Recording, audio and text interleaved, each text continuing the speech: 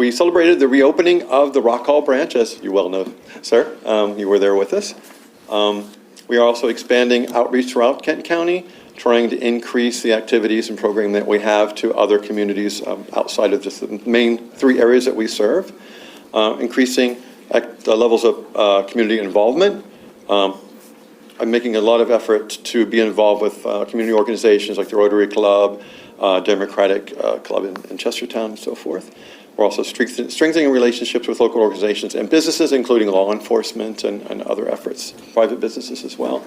And internally, we're updating our policies and procedures to benefit not only the staff, but also our patrons in the library. So, as far as our programming statistics, from July of last year until the end of April, we had about 3,000 visitors to the libraries to attend our programs. About half of those were in Chestertown. Roughly a third were at the branches in Galena and in Rock Hall, and another third took place in places like the schools and other off-site facilities. Our statistics for participation, we have really good participation from babies and toddlers who, let's face it, don't have a whole lot of choice, but they do enjoy coming to the library. We get a lot of activity from adults as well. Teens, not so much, but we're working on them. And then also our all ages programs are heavily attended as well. So I think our programming efforts are very successful countywide. Our budget request is broken down into staff salaries, $760,000. This is on page 3 of the slides. Staff benefits, $230,000. Operating expenses, $231,850. And one-time requests, $70,000. And I'll explain those a little bit later. Our request this year is, our budget this year is only less than $100,000 more than it was last year. So we're trying to be frugal, but we're also trying to enhance our programming and benefits and so forth. And we are also tapping into our fund balances when necessary. In the past about 5 years, we've used about $300,000 of our reserves. We're trying to be very careful with that. We're in pretty healthy shape right now, but we don't want to dip too much into that. So, going forward, one of the areas that I'm trying to make an effort to improve is the salary and the pay for the library staff. Compared to some of the other counties on the Eastern Shore, we are kind of at the low end. We start around $15 an hour, like, for example, Queen Anne's County. But then we top out a lot earlier, 2/3 of the way that they do. So I'm not saying we should pay the same salary as they do, but I would like us to make some effort to try to bridge that gap a little bit. So we also are, we're very happy with the level of benefits that we have. We have excellent coverage here. Better than I had at my previous job when I was a professor in Tennessee. So I can't complain about that. But I think the level of coverage that we have on our benefits is one of the reasons that we have such good staff retention. We have many staff members who've been with us for 5, 10, going on 20 years. And I think largely that's because of our benefits. So I would not like to see us cut our benefits as a way of trying to save money. Because then we will start shedding staff and then we're going to be in a whole different pickle. So, all right. A couple of the areas that we are looking at using the one-time money for is to upgrade our current security cameras. We have been told, I think it's by Eastern Shore, that ESRL, that our security cameras can no longer be supported on the infrastructure that we have. We did a trial with a company called Verkada for about a month and a half or so. They had cloud-based camera systems. We would like to do something along those lines so that we have better retention of the images and the video footage. There have been times in our current system when Chief Dixon or his officers have tried to access the footage, but it's been deleted because there's not enough server space, not enough memory. Cloud-based would give us at least 30 days retention, which Chief Dixon tells us will be sufficient. So we have a couple of estimates on the bottom of page 5, slide 10. Vivotech camera system runs about $15,000. This is one that Atlantic Security, a locally owned company, has recommended for us. It's a one-time cost. We can subscribe to other updates and other features to that, but we don't need to. The camera we trialed is $24,000, but it requires a great deal of expense going forward. So I think we would be happy with the VivaTech system if we could get the funding for that. So another area that we'd like to improve is the circulation desk situation in the library in the Chestertown branch. We have a very old desk that's badly situated, badly located. We've been told, I've spoken to Chief Dixon about this, we've been told that it's in a poor location, it doesn't offer the best patron or staff safety and security. The current desk does not provide good visibility to either entrance, and moving the desk across the hallway to out front of the staff room would provide better safety and security for all involved. And it would also allow us to better serve our patrons, especially those who have mobility issues and so forth, other problems. So the proposed desk at the bottom of page slide 12, page 6, is the layout of the library, not to scale, but a rough layout. And slide 13, the top of page 7, is what a proposed desk might look like. We're also asking for a little bit of, as part of the one-time money, some improvements to our technology services, like a mobile tech cart, video projector for the meeting room. The one we have now is very old. The bulbs don't last very long, and they're very pricey. Replacing 2 or 3 of the bulbs would give us the funds to replace the projector itself. So I think that's a beneficial item to consider. Also, we would like to improve the seating.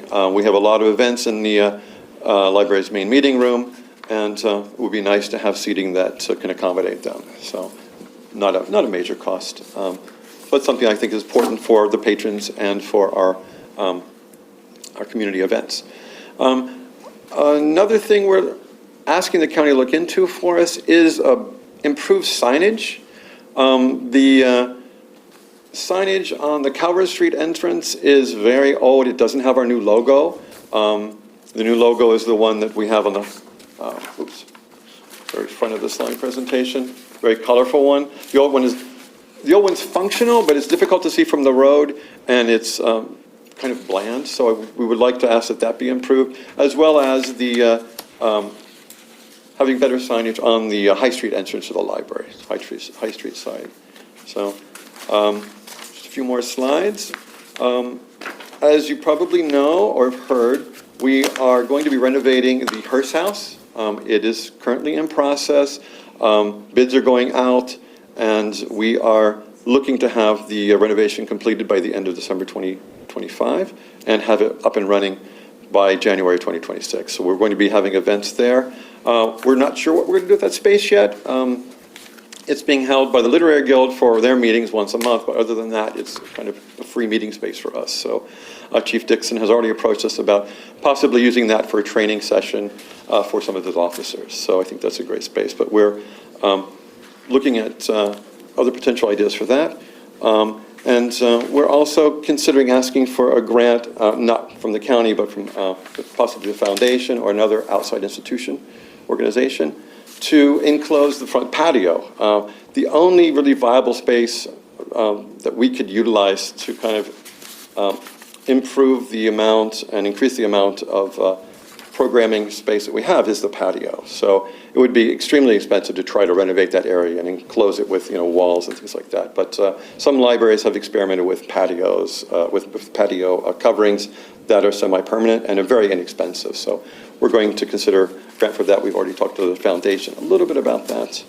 And we're also, we've been approached, Rachel and I, as well as Debbie Westerlund, another one of the board members, attended a foundation meeting a couple of weeks ago, and we met with someone who was from Millington, and Millington has bought the old school building there for $1, I believe, and they're going to turn it into a volunteer-run library.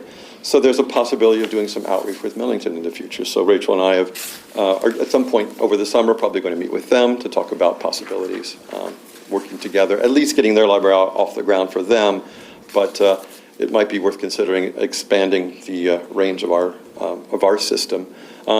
if we do anything like that, we definitely don't have the funds to do it now, but I'm going to work with some of the town leaders in the communities we already serve to ask them if they can pony up some money to help us fund the library and fund our staffing and so forth and our efforts. So something I'm working on in the future. And we're going to also look at doing some renovations in the future, trying to get some money from the state. As we know, the whole United States right now is really kind of in an uproar when it comes to funding. So we'll find out what might happen in the future, but looking at some possibilities there. So that's basically what I have now. I'm very happy to have very dedicated, knowledgeable and experienced staff to work with me in the library and support the community as much as they do. And I'm also very appreciative of having the support I get from the county, Friends of the Library, the foundation, and the donors and patrons that we have. We have a really strong library community here, very excellent support, and I'm hoping that we can continue to offer the services and programming and resources that we do and expand them into the future. And with your well wishes, we'd be happy to do that. So, thank you. And you mentioned the Friends of the Library. I know over the years they've always been a real player for, a team player for you, and I assume they're still very active. Very active. Yeah, exactly. We have some friends right there. Cynthia's shy, so she doesn't speak up very often. Yeah, they're excellent resource for us, very reliable. Very good. Thank you. Thank you so much. Any questions, gentlemen? I didn't bore you all too much. It appears that what you're asking for is 70,000, and 20 of that is to support the new camera system. Correct, And yes. the other 50 is for the furniture, for the front desk, Oh, I'm sorry. for the front desk. Primarily for the circulation desk, but some other odds and ends like the seating and the video projector, yes. Most of the cost, of course, is going to be the continuing expenses to keep us employed. It's paying for salaries and benefits and so forth. That support, along with a lot of, Thank you. thank you. Thank you. Any other questions? Thank you very much, and we'll be in touch. All right, thank you so much, We'll gentlemen. be working Late. through this whole thing, and you're just one little cog in the wheel. I understand. Thank you. I appreciate all your support. Thank you so much. Thank you for coming in.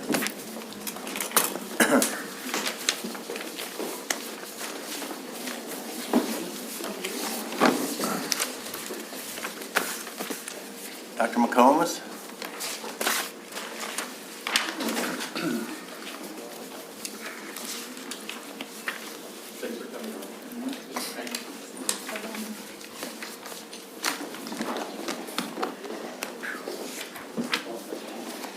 Your next cog is here. What's that? Your next cog in the machine. The biggest cog. That's right. You're the big real ca- pride The big in that. kahuna's here. You're the real. That's right. Let us begin. Well, welcome, first of all. Thank you. Thank you. I'd just also like to thank, I have our board president, Ms. McGee, and we have another board member, Mr. Rhodes, who joined us today for support, so thank you. So I did send a slide. Thank you. This on the other side. Oh, there it is. On Okay. our side, it's Oh. this side. Okay. That's why you see us looking this way, but. Right. I was everybody going else to is say, looking that I didn't even, last time I was sitting here, I didn't even realize anything was up. Okay, so bottom line, we're requesting $300,000 on top of the local share. I still want to say maintenance of effort, but local share. That $300,000 helps us close that deficit gap. As I was here before, I think about 2 weeks ago perhaps, we explained that we've lost student enrollment over the last 5 years, and with the emergency grant funds exhausted, we now have to right-size to student enrollment. That overall has resulted in, we need to reduce really 44 positions. We are at the point where we have, through attrition, we've been able to absorb 26 of the 44 positions. 28 of the 44, and then the remaining we're covering through our own resources, and then the additional $300,000 that we're asking from you would help us maintain approximately 6 support staff positions for 1 more year. Our intent is to notify those people that their positions will be gone June 30th of 2026, but they have 12 months to look for another job and transition out of KCPS.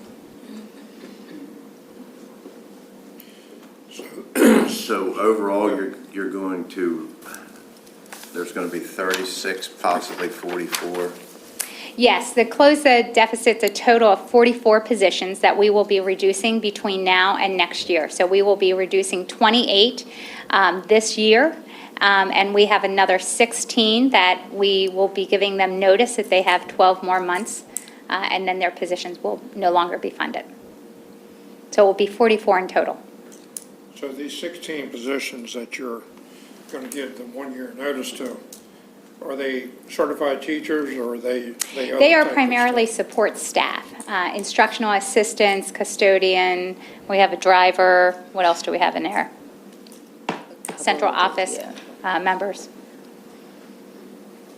And that's all due to the COVID money and grant money drying up? Well, it's a combination, the root Because I got cause, to tell you that this is the biggest things happened in my 27 years in the school system. Yeah.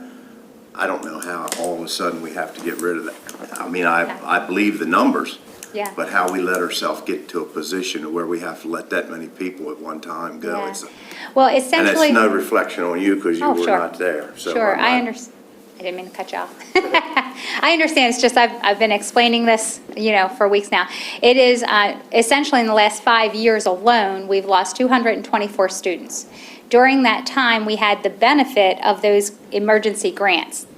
Those emergency grants were given to all school systems with the intent of stabilizing the school system during the crisis. And it was intended to keep teachers. Teachers were leaving the profession rapidly, and we could not find people to hire as teachers, right? So there was, during the crisis, this mass exodus of teachers from the profession. So those grant funds were meant to stabilize school systems, to keep teachers, to retain teachers in a time when, if we had not done that, it would have been much worse. So we did that, and those grant funds are gone now, and now it's time for us to right size. All school systems took a reduction in student enrollment during the pandemic, and very few school systems rebounded to their pre-pandemic level. So for example, my previous school system, when we went into the pandemic, we were at 116,000 students, and we were growing by about 18,000 students a year. We, on the other side of the pandemic, plateaued out around 111,000. So we lost about 4,000 students during that time period. And so I don't know what their current number is today, but that happened everywhere. And every school system had these emergency grants. We are not the only school system that had a deficit this year as a function of it. You can look at other Eastern Shore school systems that also had significant deficits this year, and school systems on the Western Shore as well.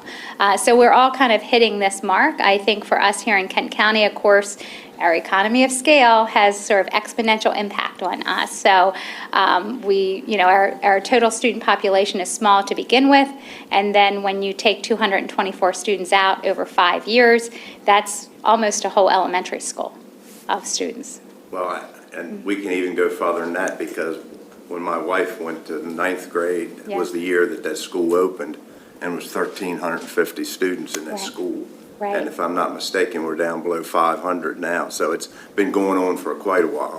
Absolutely. I think, when I look at the sort of population trends in Kent County, once we had the baby boomers with the high water mark and their children, and then it's just been declining since then. Yeah. Well, I got to give you a great deal of credit for resizing the system and making the changes where they need to be, and Thank you.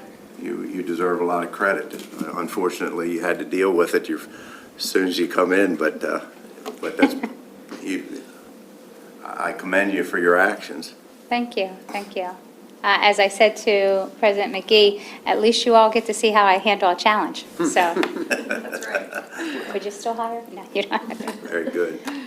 That's all I have. That's my request for this year, and above and beyond the local share, so. Now that you talked about us ponying up 300,000 above the blueprint, whatever that amount is, and are you going to use your available funds that are in the Yes, that's reserve or That is contingent? correct.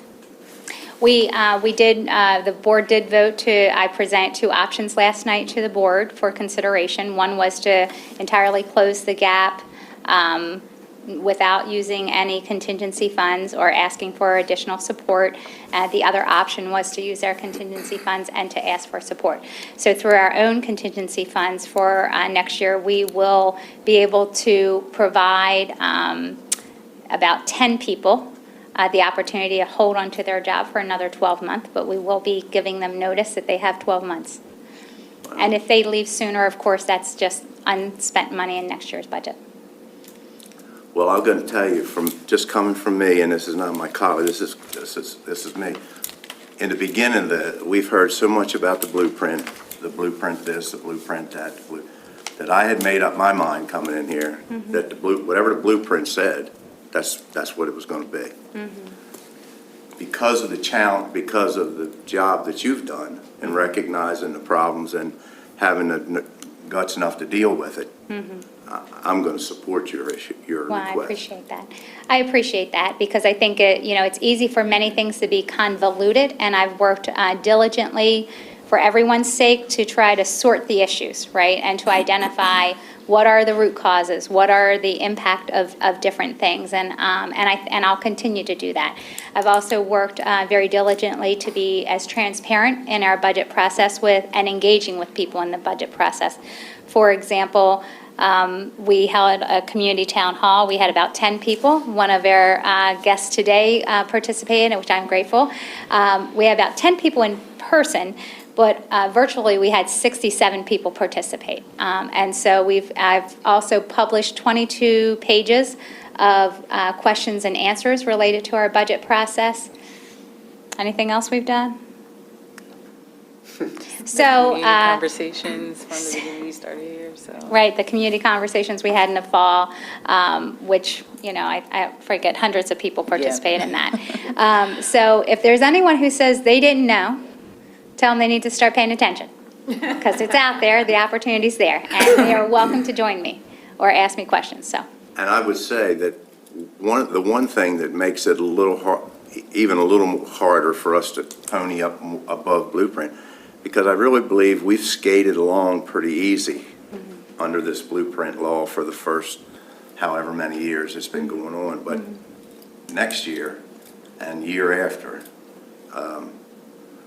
we're going to have to work even closer together, because that's when Okay. the chickens are coming home to roost here in Kent County. If I'm not mistaken, 1.7. I think Pat told me, I actually have a I've heard slide two I different can- numbers. I've heard possibly 1.5 million, and I've heard 2.5. So I got a slide I can put up here that compares it. So, Well, if that's 800,000 is us in 25, the next one is 2.5. 2.5, yeah, we're gonna go up from 21.2 to 23.7, That's $2.5 million. right? And This then- year, starting our budget, and it was one of the best budgets that I've sat with, we had about 2.3 to start with for you and all of the county. And next year, we're looking at maybe 2.5 just for you. So there's challenges ahead. Sure. And we're all going to have to work together is all I know, but we'll get through it. Absolutely, and I hope in this first year I've demonstrated for all parties involved that I'm a good faith partner. And we'll continue to do that. I mean, there's nothing else we can do in the sense that that's what the community needs us to do, expects us to do. That's to me what leadership looks like, so. I agree. I will just say, the only thing I just want to put out for your thinking is since we are using our contingency fund, the only thing I am concerned about is if we see our federal government claw back money. They did that around the ESSER grants. Unfortunately for us, it was only $7,900, and I was easily able to absorb that. At this point, there's nothing on the radar that causes me to say that will happen. Our primary funds are title grants, which are protected by congressional law, but that's my only concern about contingencies. So I know you've said to me, you're our contingency. I just want to put out there, that's the only thing on my radar that causes me to have concern.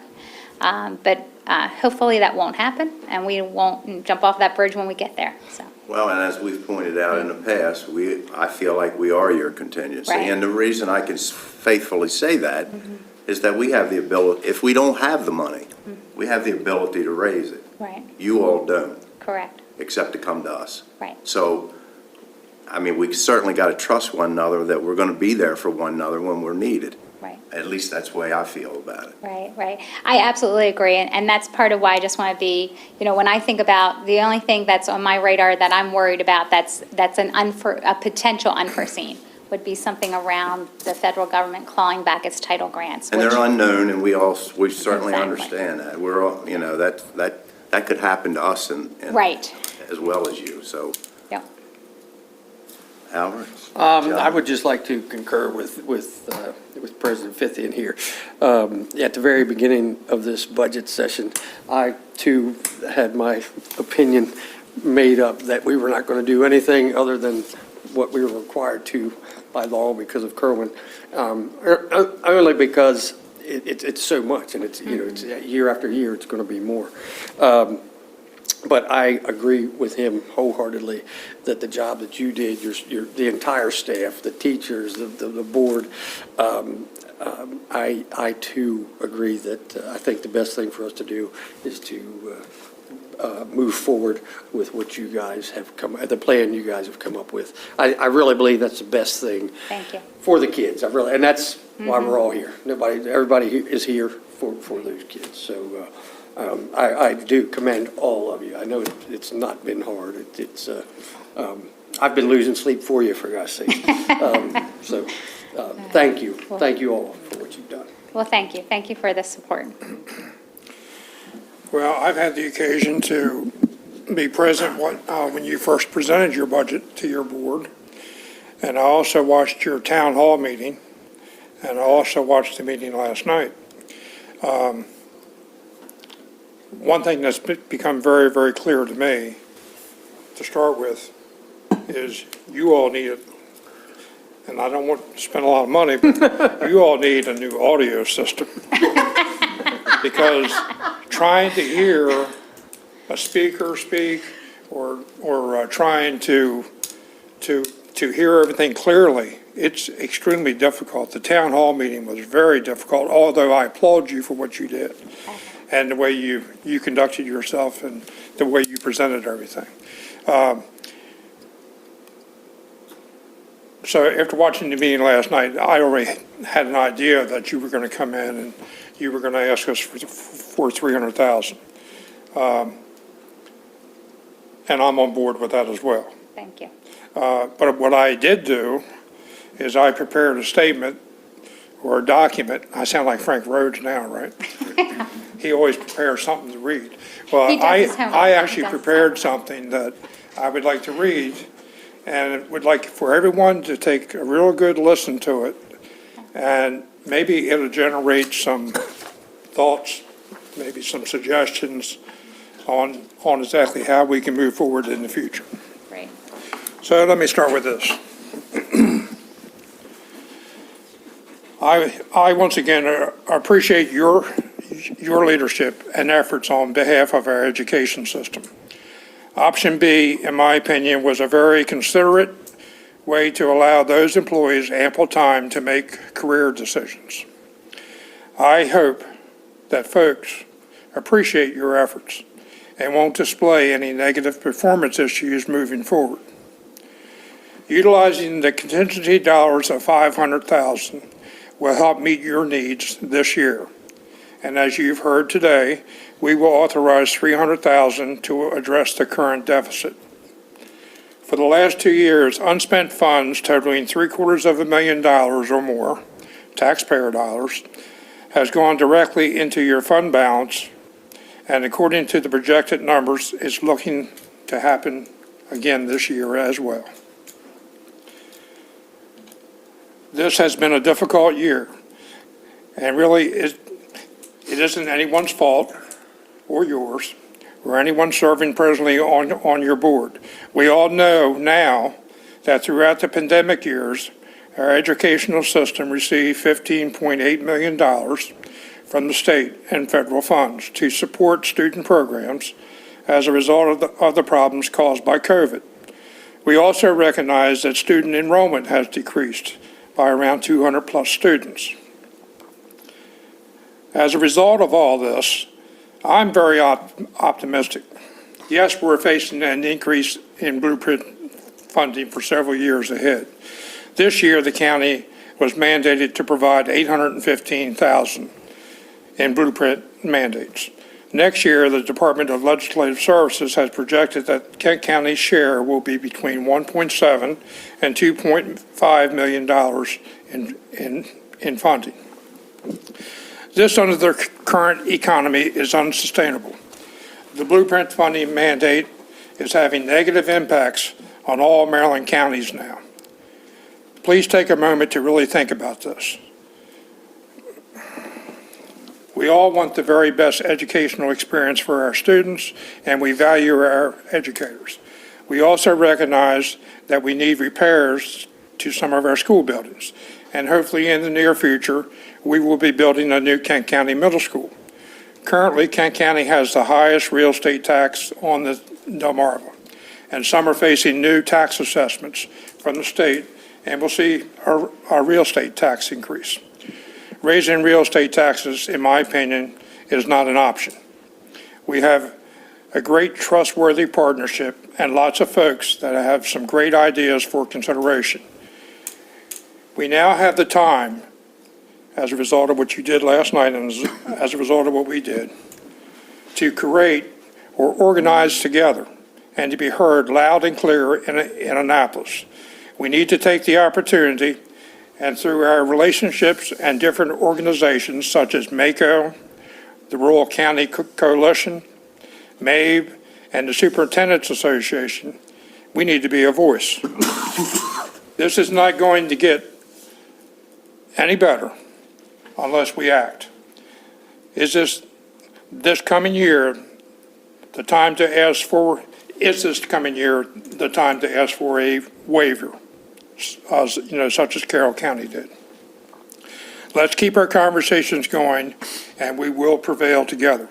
And I just want to echo real quick exactly what Ronnie and Albert have already said. You have been a breath of fresh air here in this county. And I have met with you personally, one-on-one. We've had numerous conversations, and I am thrilled to have you here as our superintendent of schools. I'm also very proud of our schools, and we will prevail. But I do believe that your group, the Superintendent Association, everybody knows that the Blueprint is not affordable for any county in Maryland. The counties of Maryland all know this, not just the rural counties, but all the counties know it. It's true. And we need to get the legislature's attention before this session, before the new session comes up. The Blueprint has a lot of very good things for educational needs of our children. But we need to find out a way to live within our means and still meet those challenges, and without burden our taxpayers throughout the state of Maryland.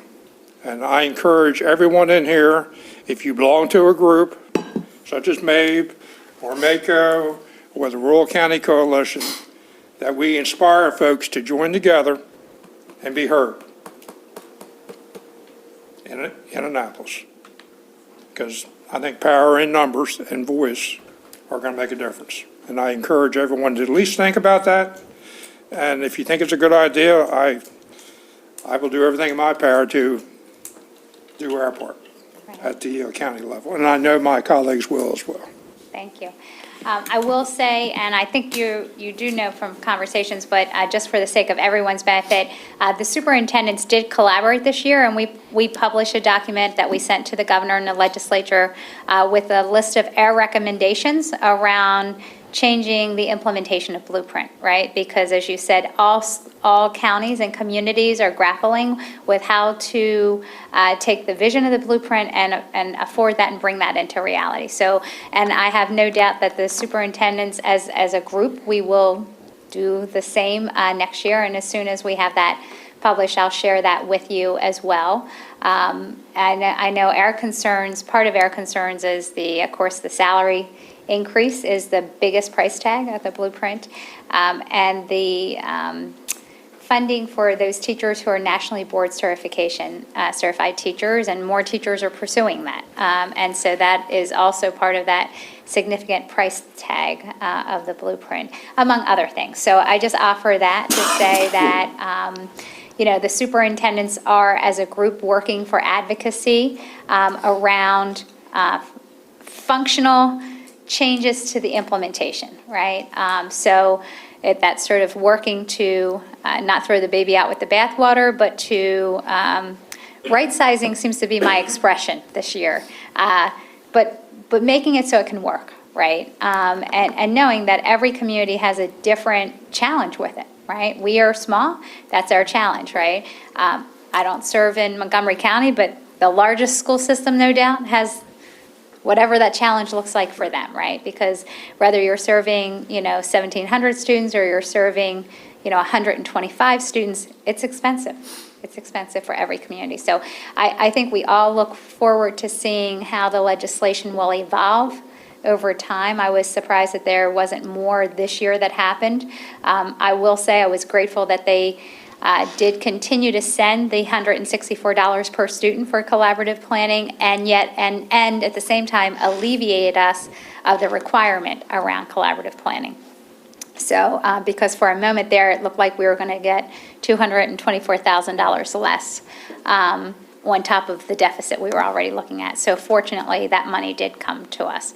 I will say that we have more students who are reaching the college and career readiness standard, and so we have, I forget what was the number, I was just looking at that yesterday, of funding for students who are CCR. So I just say I'm a partner with you in that, and I'll continue to work through the Superintendent's Association, and I'll try to keep you in the loop on where we as a whole group of top educational leaders in the state land in terms of recommendations, because I've said it before, because I believe this to be true. What I know as a leader of 30 years is you plan ambitiously and you have to make implementation changes. When you go to implement, conditions change, resources change, unforeseens emerge, and adjustments must be made. That's what leadership is, so. Thank you for what you did so far, Thank you. and I'm looking forward to what you come back to us with in the future. I'm looking forward to coming back with achievement scores. Stay tuned for September. I usually don't get them till the very end of August, and once they're presented at the state level, then we can share them publicly, so I'm looking forward to that, so.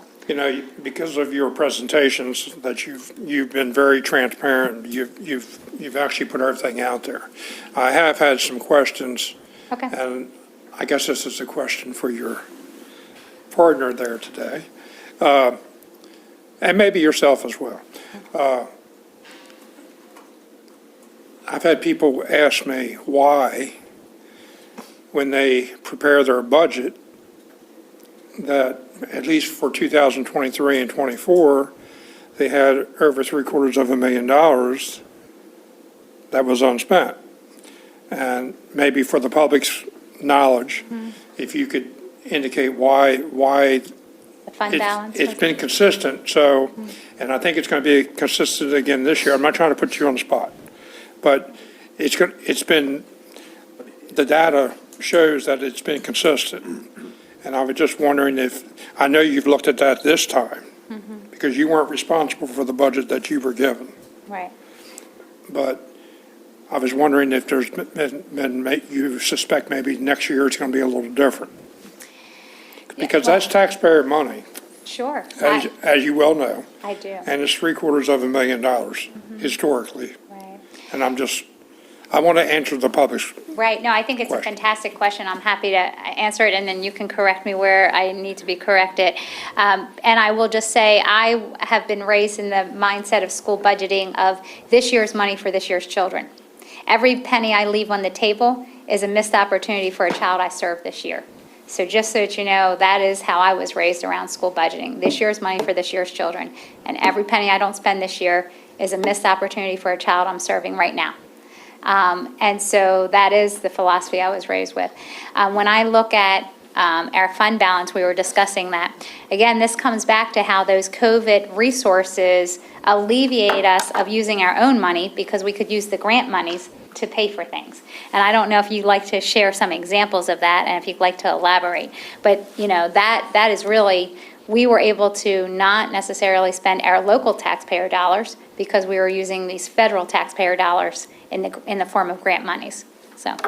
Yeah, a lot of it, when it comes to the COVID funding, there were stipulations.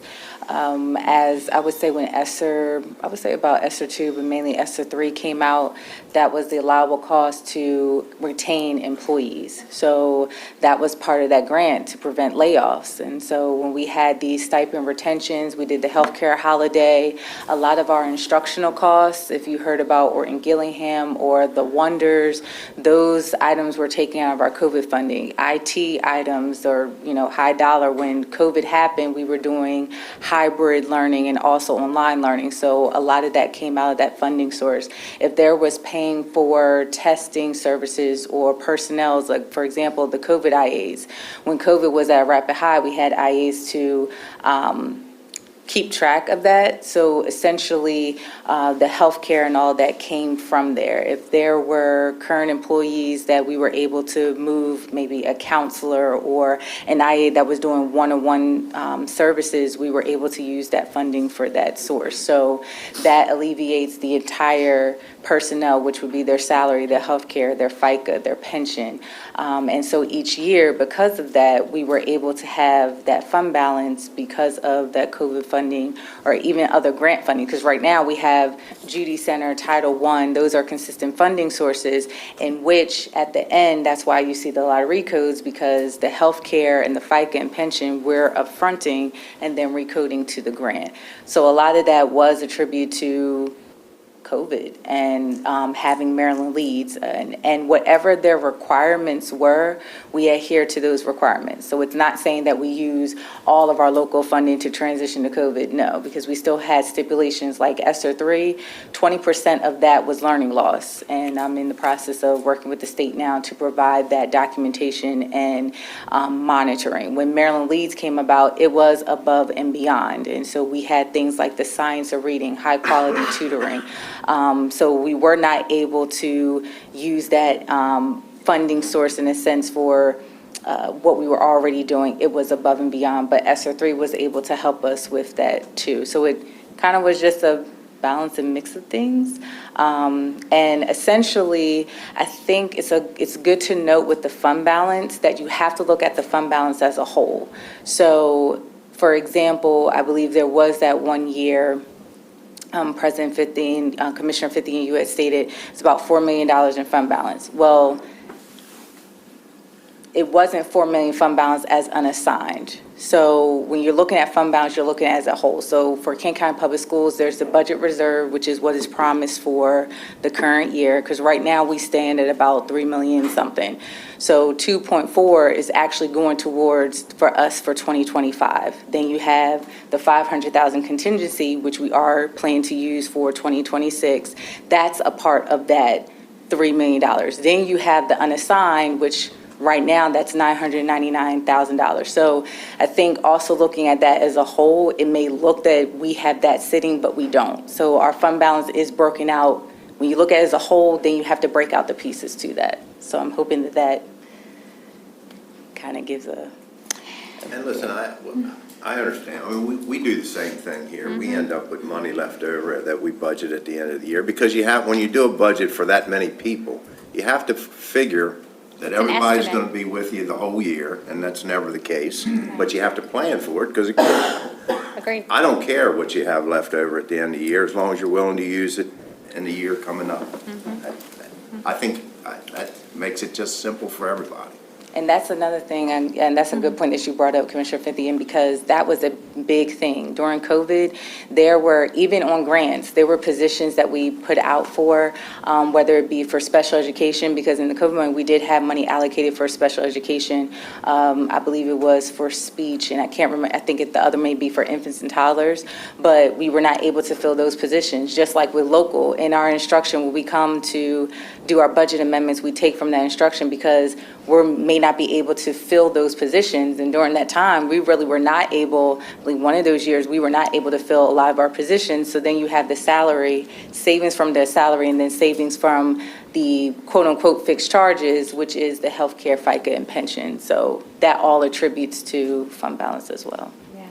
I think, as I'm joining our community and working through this particular budget cycle, it's clear to me that there was so much going on that I don't think everyone had a full view of how much those COVID grants, and if you look at that one chart, there was many, many, many grants, and they each had a specific purpose, how much that was really supporting us, right? And so, of course, now that that's done, we're suddenly like, oh, wow, it really did bring in a lot of resource to us, which then also allowed us to use those resources over local resources. And another thing I was thinking about when you're talking about the savings and with COVID, we were held harmless at our enrollment. So when it comes to looking at our enrollment, let's just say, and I'm just throwing out numbers, if our enrollment dropped to 1,500 from 1,700, then we were able to stay at the 1,700.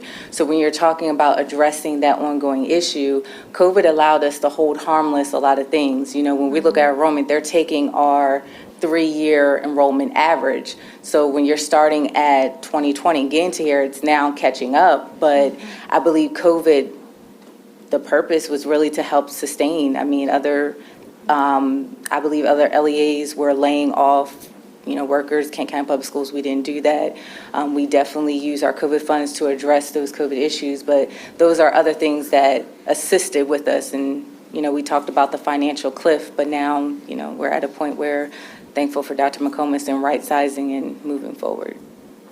Well, I think you've done a very good job explaining that to me, so I can share it with folks that were asking about it.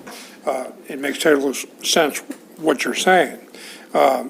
I do believe that, and this is no fault of either one of you or anybody, but I think this is a lesson well learned, and we already know this lesson to begin with, and I'm trying to be a teacher here now. I'm going to give a lesson.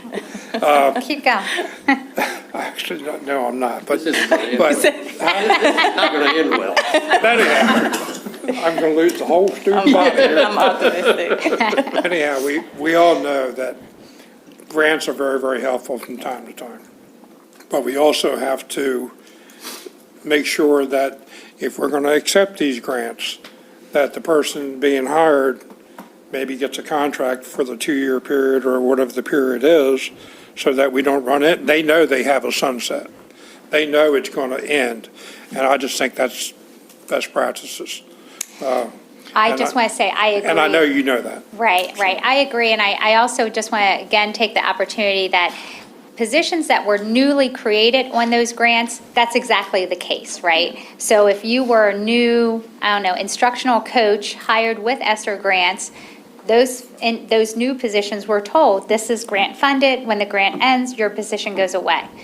Our dilemma is really all those teachers that we had that were our own people before the pandemic, that the pandemic allowed us to maintain them.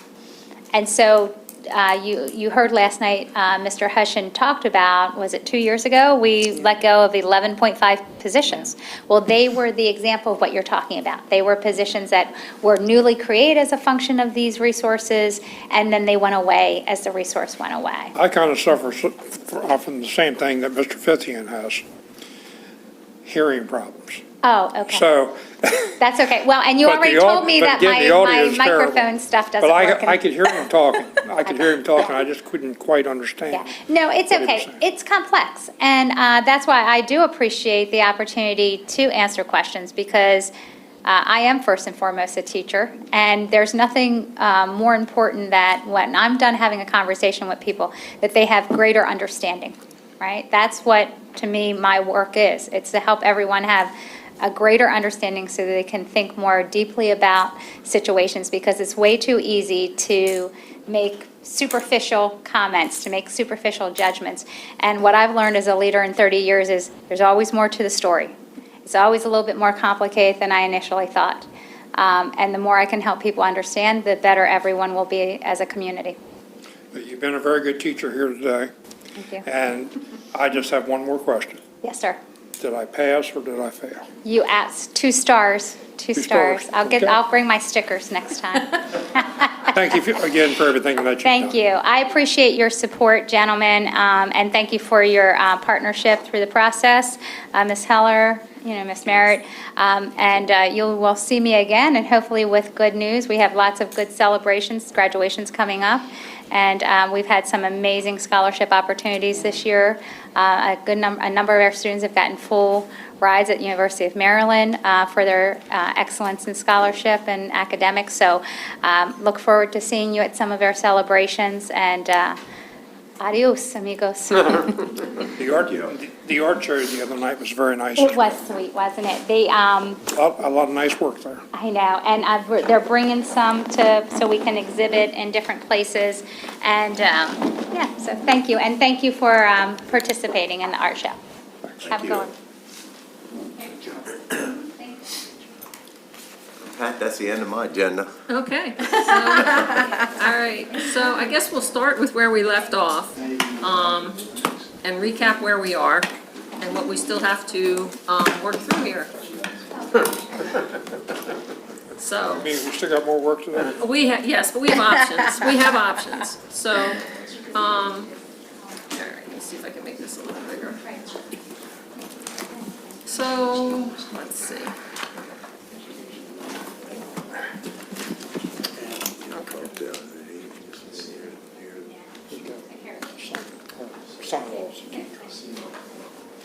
The culinary arts teacher at high school. And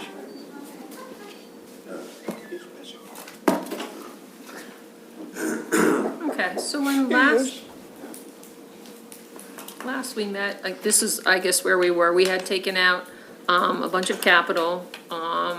We had made some personnel decisions about the other salary requests, and we had reduced the public schools number. So that's kind of where we are.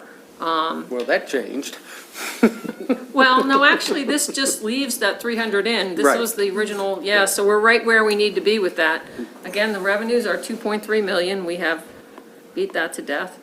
On the expenses, our total expenses are down to 71,700,000. And what that means to our fund balance, oops. Sorry, I don't know why this is jumping ahead. Okay, so our fund balance projected at the end of FY '26 over our target is still around 12.8 million. And if we look at it in the categories of recurring and non-recurring, we still need to take out about 329,000 on the recurring side to fully balance the budget. On the non-recurring side, we have a surplus of 13.1 million. So if we look at, sorry, I don't know why this is. And we have earmarked some of that $23 million fund balance, correct? I think we need to firm that up today, exactly what we'd like to transfer. The So, reason you got it down to 313, that's leaving 7 in there for the, Yeah, but it's leaving the 7.5% Right. intact. yeah, for the, Right. for the Yes. fund balance. so if we look at where we can still go, with the public schools, as our conversation indicated, we're gonna leave that 301,000 in there. And so the funding number that's in there for the public schools is what we discussed today, so there's no changes there. So the other places we can look are salaries and benefits.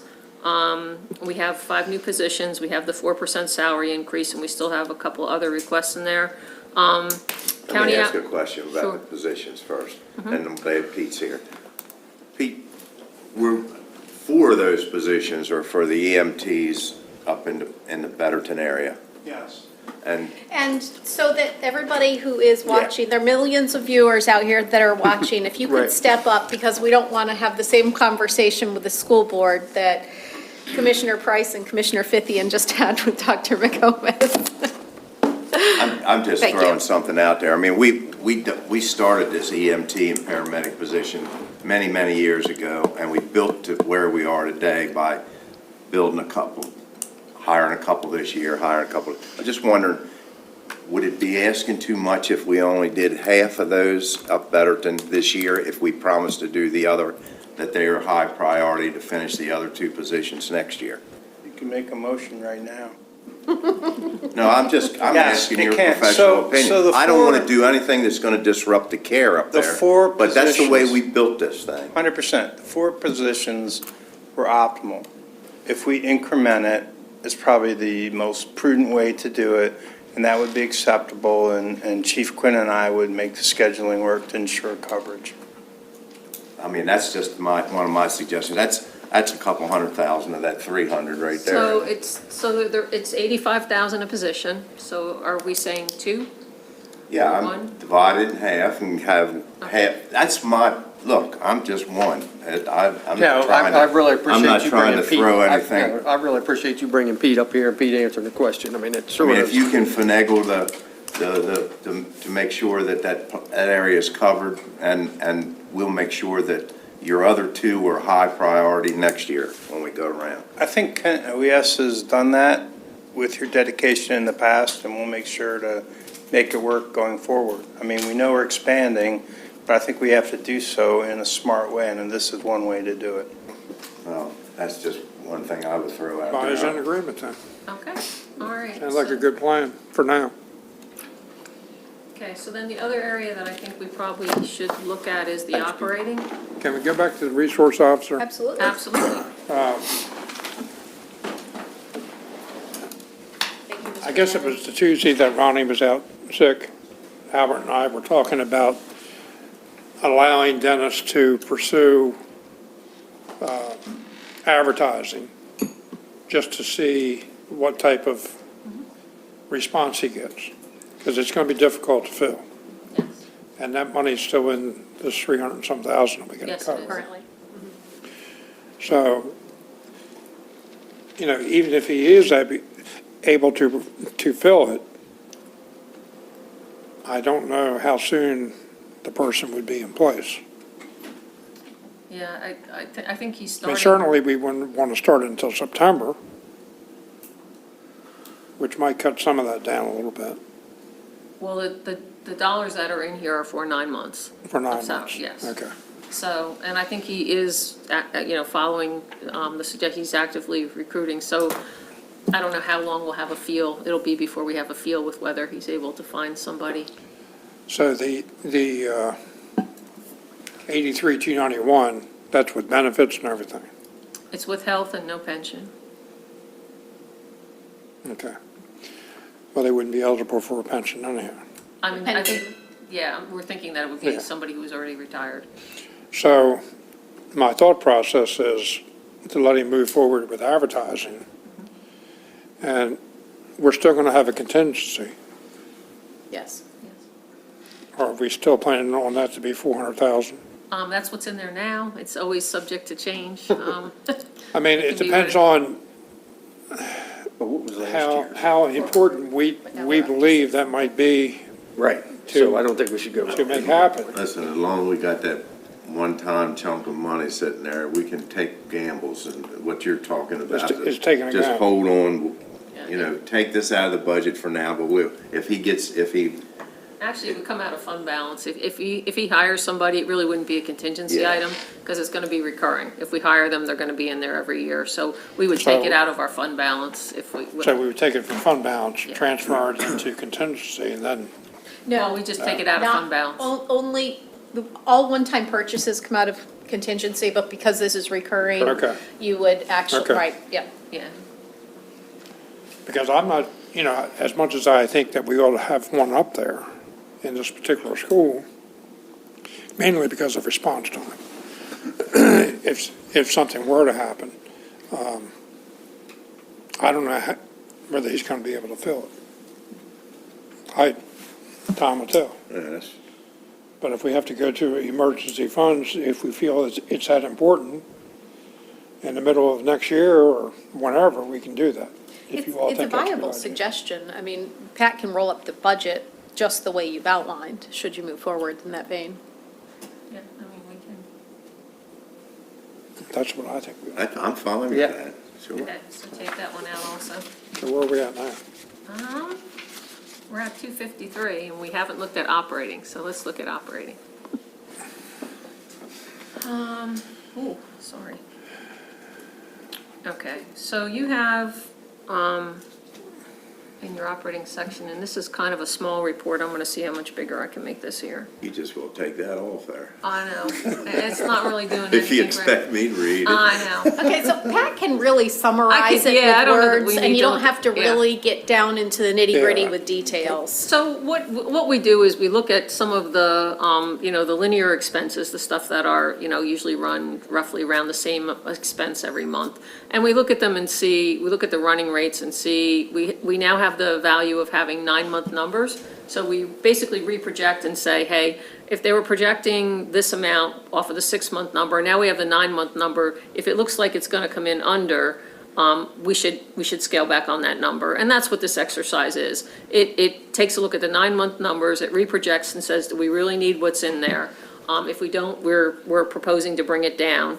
And then on the other side of it, what we're saying, if this is what we're really spending, if we extrapolate that by a percentage increase for FY '26, that number's gonna come down too. So I met with, or spoke with the departments who are affected here, and we've been through the numbers, and we've kind of come to a consensus that, yes, we think these can come down. So if we look at it in total, and basically, we're talking about taking 166,000 out of the FY 26 budget, and 243,000 out of the projection. I think they've been pretty well gone through, and I think everybody's comfortable with just reprojecting them at the lower levels. So that would take an additional 166,000 out of the budget. And again, all of these, if they're above and beyond, They're gonna come in and ask, and Right, yeah, I right. mean, it's, just as a reference point, last year in total, the operating budget came in favorable by 617,000. So we're suggesting to take 166 out. So there's some room in there. So, and, yeah. even if we did, then like I said, if it's, if it's gasoline, if we're wrong, then, right, If the price doubles. doubles, right, right. they'll be in. But, like I said, I've had conversations with the departments involved, and I think we have a comfort level with the new numbers. And this is taking a look back a couple years and taking a look forward a couple months, and then based on trends, looking at FY '26. Yeah. And I think the 166,000 is a comfortable number. I think everybody's Seems comfortable. right. Pat's comfortable, she's spoken with the affected department heads, and everybody seems comfortable that that's in a range that they're willing to live. I Well, think we sure. walked away from this table last year when we got within 300,000 of budget, balance in the budget, because we know that there's money left over at the end of the year, and we know that if we're wrong, we can afford to make a mistake, because we got other money sitting around. You don't have to get it right down, right Well, down we should to be the pretty penny. close now. Well, I appreciate the So- department heads looking at this. So- And So now we're at a little over 400,000, but I still think there's a couple things we need to walk through. There's, in the operating section. What do you mean okay. we're within 400,000 now? No, you're there. We're You're there. We need to Okay. take But- 329. Well, that's where I thought we was, till Yeah, you right. said another 400,000. No. Now But I'm there- thinking about it. But there's some things we haven't looked at yet, we Exactly. haven't There are new reviewed. initiatives that have been Yeah. proposed that you need to make sure that you want to stay in the Want to- budget or yeah. not move forward with. So And- even though we're there are a couple things We that, just want you to say yay or nay to. right. Okay. And I got one that I'm a Well- little bit troubled by, but. Okay. And there's two at the bottom of this page, the recurring cost reduction options page, Pat, that Oh. if you can go back, get out of the Oh, running yeah, rates. I'm sorry. Yeah, that was in the overview. Right. Yeah, I skipped right by them. Thank you, Shelley. So these are two requests that we haven't talked about yet. On the bottom there, Galena requested the county to purchase a $35,000 mobile generator. It wasn't in anybody's worksheets because it was when the towns came in. So I don't know how we feel about that request, if we want to It add, would- that would be adding it back, going the other way. It would be owned by the county, maintained by the county, but available to share as Had needed. nothing to do with the budget, does it? I Well, mean, we'd can it have get a to- one-time expense? You could buy it out of one-time money? Well, we can, yeah, it certainly, it's not going to affect the recurring side at all, but we still have to make a decision on whether we're going to buy it or not. Oh, I mean, whether we want to put it in the budget as a piece of equipment. It'll that come out of that the, was actually a request from the mayor of Galena, Galena, wasn't it? correct. That he had an area and he was, Correct. he wanted to know if we could get this mobile generator that could move around the county. so it has no impact on the recurring side, but it's just an outstanding item we haven't talked about, and we can certainly put it in there at this point if we want to fund it. Well, I think that this is, I mean, even though Galena was the one that brought it up, it is going to be able to be used throughout the county. Countywide. Absolutely, it'd be for everybody. Whether we need it, they need it, Absolutely, it'd be Betterton on needs wheels. it. Right. I guess maybe this is a question for Dan. He just perked up. I saw him back there nodding off. When you have a generator like this, there should be some type of monthly inspection, runtime or something. Is that something that your folks can do if it's housed at your location? If you could move toward the microphone, that would be amazing. Thank you. Yeah, the next one has to do with you too, so. Yes, I believe we have one portable generator right now. It is hooked up semi-permanently to the EMS station at Lynch. And we do have annual maintenance contracts for those. Obviously, I say semi-permanently because once we get the new building online, it'll be used elsewhere. But I do believe, I don't know specifically the age or necessarily the condition, other than generally So once we working. have that once we have the new building online, we'll have the possibility of two. Of having two, In emergency situations Yeah. yeah. yep, and yeah, we do have annual service contracts for their inspection and maintenance and things like that. I personally don't have a problem with this, that request. With purchasing this. Correct, yes, sir. And I think that's about the only thing Galena asked us Right, for. that's right, So I don't either. And then it's really, it's not just for, like Albert said, it's not for Galena, it's for all, the whole county. Right. And you never know when you're, You don't need them until you need them, and then you really need Right, them. exactly. I think what they are trying to do is to take the old Catholic Church hall and have a connection outside that they could hook this generator to that would run that as a shelter, yeah. at least in Galena. So I would hope, I know there's all different sizes of these machines.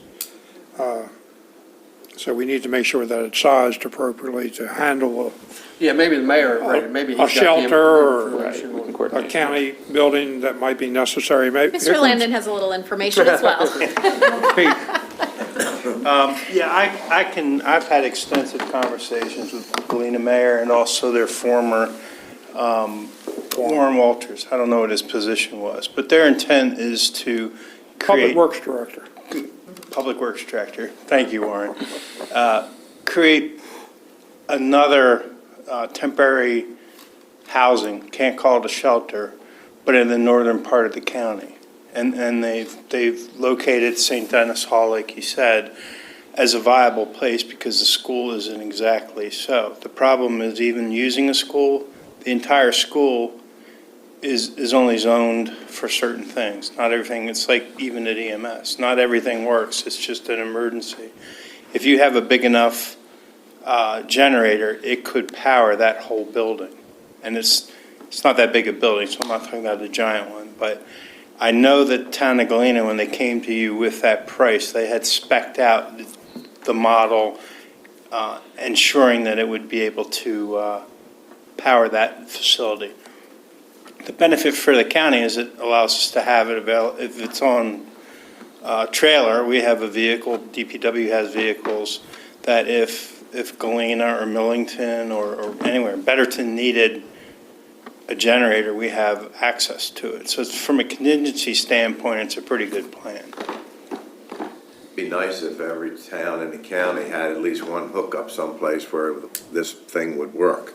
Well, I think eventually you could work towards that. Not all towns have that type of real estate. Yeah. I'm fine with it. Yeah, That me was too. the one request he had, and I Absolutely. think we can handle it. All right, well, I'll add it in the budget. Any particular department, where should it live? Public Works. Building maintenance. Building Within maintenance? Public Works. Okay. All right, and then the next issue were the Humane Society vehicles. They requested 2 vehicles. A new purchase price is about $47,500. If we were to do an outright purchase. If we were to lease them, we could pay $10,200 a year, but we'd end up paying $51,000 for the vehicles. So I think, the purchase would probably be better. I think that Dan has a vehicle that can be donated. I don't know if you, Yes, so we currently have one Ford F-350 that the replacement came in last Friday, very recently. So that is scheduled to be turned in to Enterprise. I don't have an appraisal at this time. I expect it between 12,500 to maybe 15,000. Is it in reasonably good shape? It's in reasonably good shape. It has almost 80,000 miles on it. It's not a new Gas truck. or diesel? Dan? I believe it's gas. I'm not 100% sure. That is one that's currently available now. It was in the Environmental Operations Division. But we expect within the next few months to have a number of pickups available. The way it was explained to me by the Humane Society is that they have one urgent need and one on like the medium term, I would call it. So in discussing with Pat, they were asking for a 150. The 350 is probably more than they need, and Probably. I'm Yeah. just thinking about the efficiencies as well. right. But we will have 150s available within a few months. I mean, can we? Pickup? Yes, Don't they use vans though for They those do now. animal control? but they do Yes. currently. They're looking to switch to pickups, and then they offered Oh, to they purchase the want to cap. go to pickup, right? Yeah, they want with a cap on the bed, and I believe last time he was here, they hear mentioned that, purchasing the though. cap themselves if we provided the vehicle. I got you. Well, let me just say this, and I'm just, in our chart, one of our responsibilities is the county, is that we have to provide animal control. Thankfully, that group does it. I just think it's good to keep in mind that every time, if we were to buy them, and we've done that in the past when we bought them vans out there in prior, we do have a responsibility to some degree to make sure we try to help them. Well, how about we try to, what do you think about purchasing one and then wait for the other 150s and let them? I tell you that was exactly going to be my recommendation. Let's buy them one and give them one of the old one. That would be my recommendation because, they're doing a fantastic job out there and we don't have to be bothered with it. And that's a big deal. I don't need any more divisions. Unless you want to take over. Thank you. I think you're just the right kind of guy for that job. HR, If I got a cat, you can come pick it up for me. HR could take it over. Thank you, sir. I have enough. No jokes aside, though, Kent County is very lucky that we've got a group out there that's doing the work that they're doing for the, bless their hearts, And it's a and great we job. don't have to do it, but we are responsible for it, some type of animal control. And there are some counties that do it. Some Yeah, counties actually absolutely. do it. And I can bet you that the animals are a lot, That's- they hope these people don't quit because the county That's probably right. wouldn't handle them as They generally. look forward to going there. Yeah. I don't blame them. I bet you there's a lot of veterinarian offices jealous of that place when you walk through their operating room and laboratory and all that stuff. It's a nice facility. It is. okay, so we'll add one pickup for purchase and one to be donated. I'm fine with that. Okay. Just for curiosity, Dan, if you know just rough numbers, when you have an F-150 and it's turned in with I know a lot of it depends on the mileage and the condition, but what do you think a ballpark price is that the county gets back? I believe our average budget for FY '25 anticipated around 15,000.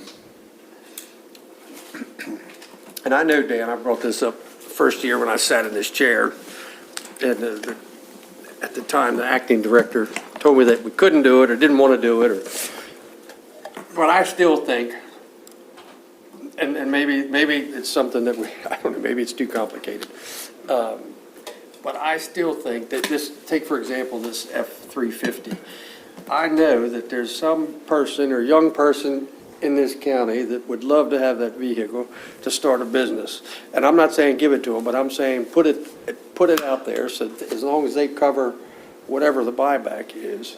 We used to do it that way. We would advertise and we would take sealed bids. And part of our deal with Enterprise is they guaranteed that they would get us more money than sealed bids because they know that in Billings, Montana, there's a desperate need for 350s, so they're going to be more marketable there, so they take them out there and they sell them. The F-250s, maybe there's a need in South Carolina, so they take them there. And it does alleviate a lot of red tape on our side, rather than trying to advertise and then take the sealed bids in and. Well, that was just a thought, that's all. That's why we do it the way we do it Yep. now, but we're always willing to. I don't want to drag this on, but I just want to throw this out there for thought.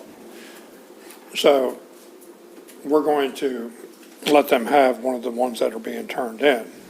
And we're talking about buying another one for $47,000. And if we were to lease one, we're paying $10,000 per year for the lease. And we know that when the lease is up, that we're going to be turning it in and potentially could get $10,000 or $15,000 for it. Would it make more sense to lease one as opposed to buying one?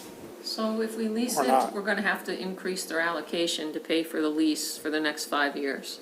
So it'll roll into their, instead of, it certainly can be done, but then we have to have an understanding that we're gonna get the money back when the lease is up, and we'd have to increase their allocation by $10,000 to $200 for the next 5 years to pay the lease. Okay, So, it's- I think it's better to buy one then. Yeah, I think so. yeah, I think it's cleaner. Yeah. For our Okay. own use. I just wanted to know. Yeah. No, it was a really That's a good good question. point. It's a good For our own use, we've found that the leases are the way to go, but when it's titled to somebody else, that it starts getting a little murky. I'm not sure about the cost of outfitting too, if they have to buy a cab for it and then they have to turn it in 5 years and get like, I don't know if the equipment would transfer. Well, I think, I remember them saying, and correct me if I'm wrong, that they have funds to, Yes, Yes, from the sale of the vehicles they have now. right. To outfit the back of the truck, yeah. So we won't have that expense on the lease. all right, well, I'll put that in the budget then, to buy one and we'll have one donated. Yeah. Okay, so that leaves us with the, running through, I guess, the operating, to look at the new initiatives, to make sure, I guess, say a yay or nay on it, and the capital that we haven't looked at yet. So let's start with the operating. And what I did, I thought might be the easiest way to look at it, is if you remember the original presentations, we kind of had a highlight slide for every department, and it broke out what the increases were. So if we can just run through these and just, I guess, make sure that we want to leave all of these increases in here. And I went from the highest to the lowest. So the operating budget that's increasing the most is environmental operations. I think most of these costs are really not new initiatives, but are just requirements of where we stand with this operation. So I don't think there's anything on there that can be reduced. The groundwater monitoring, does that include the Nicholson filters? It doesn't include the filters, but it includes just the Monitoring. monitoring, Testing. the testing, right. So, By the way, are they still holding their own, Dan? Yes. How about that? Wonderful. Okay. So All we're, that hoopla for How many nothing. million? 4.5. so we're And okay let me tell you with, something. That was we were 3 years just- ago. We were a day away from sun. Yeah. so we're okay with everything that's in there, right? I don't see how you can change any of that. Yeah. So the next department also is insurance. I don't think there's anything we can do with this. These are the prices that HR received, and it kind of is what it is. We're seeing some, 12 to 15% increase is a pretty healthy increase, but there really probably isn't anything we can do with that. And this is county increase, not employee. No, this is property. This is property and automobile and, yeah, not health insurance. Okay. Okay. The next one is the detention center. So they're the third largest increase. It's in the medical supplies. We have the 3% contract increase. There isn't anything we can do with that. There's an increase in prisoner food and medical supplies. And then they just have a lot of small increases in other departments. So I don't know. I know we're not sure what the plan is here, so I'm not sure. I've heard from 2 counties that are currently evaluating the question. I would, Question this marks in is your eyes. Correction Officers Week or Appreciation Week, and we're going to be recognizing them tonight. I think that we need more information before we can really talk about this. I've asked for Shelley to reach out to our neighboring counties to see what their per diem costs are, and I think Pat's running the numbers As soon as we get for the, operating cost, just to see whether it's something that we need to talk about. If that's okay with you all. Listen, before we do something, we got a It's lot of numbers we gotta get, so Yeah. if whatever you get's fine. It is the third biggest increase and request operating, yeah. in operating, so. All right, moving along, the next one is IT. Scott talked about the Wait a re-engineering minute, of what was the comment you had about 2 counties for what? Evaluating whether or not they could house some of our incarcerated individuals And what the cost would be. and what the cost would be, right?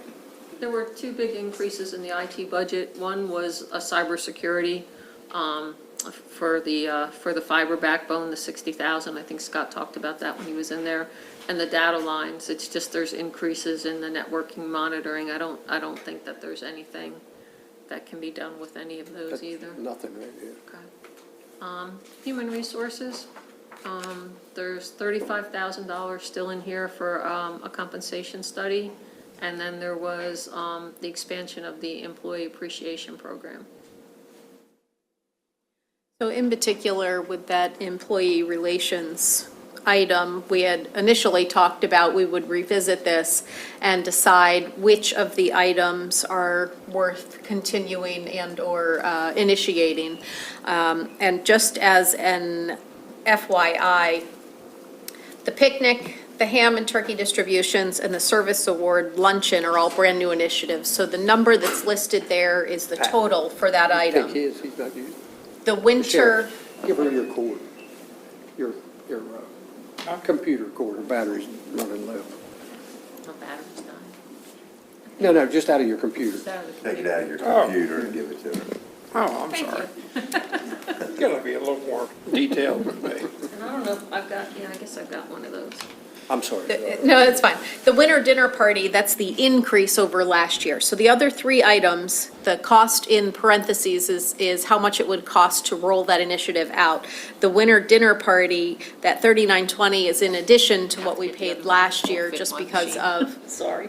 increasing costs. So that's not the total amount for the dinner party. Jim, do you have that offhand? Total? Okay, so it's roughly $30,000, $4 of which is new. Should we choose to continue to fund that? On the compensation project. Yeah, What is let's go back. that, what's that supposed to show us? Whether we're paying wanna enough, or we're come not up to- paying enough? Yeah, well- Or are we paying Yeah, I think, because? Yes. what's it matter? We don't don't- have. Yes. we What's it pay what we can afford. What's it matter right now? I mean, I think that's a lot of money, and I know you're gonna get here and be get the attorneys coming out in you, but it doesn't. Man, I'm taking a hit today. It doesn't The attorney matter. thing, we're taking over animal control. That comes with the territory. Yeah, it's all new. I You just can don't put that know. on hold as far as I'm concerned. I don't think they're gonna learn that. I don't know what you, every time I've fooled with it, it's come back to haunt me, so we'll decide what raises we can give as we go along. Now, if you have if something comes up and you see a position you think's out of whack or something, bring it in, we'll talk about it. That's what I think. While I'm up here, a couple of slides back, the detention center was brought up, and I got an email and a call earlier today. Since there's nobody from the detention center here, I just wanted to bookmark a conversation I had with Captain Wallace.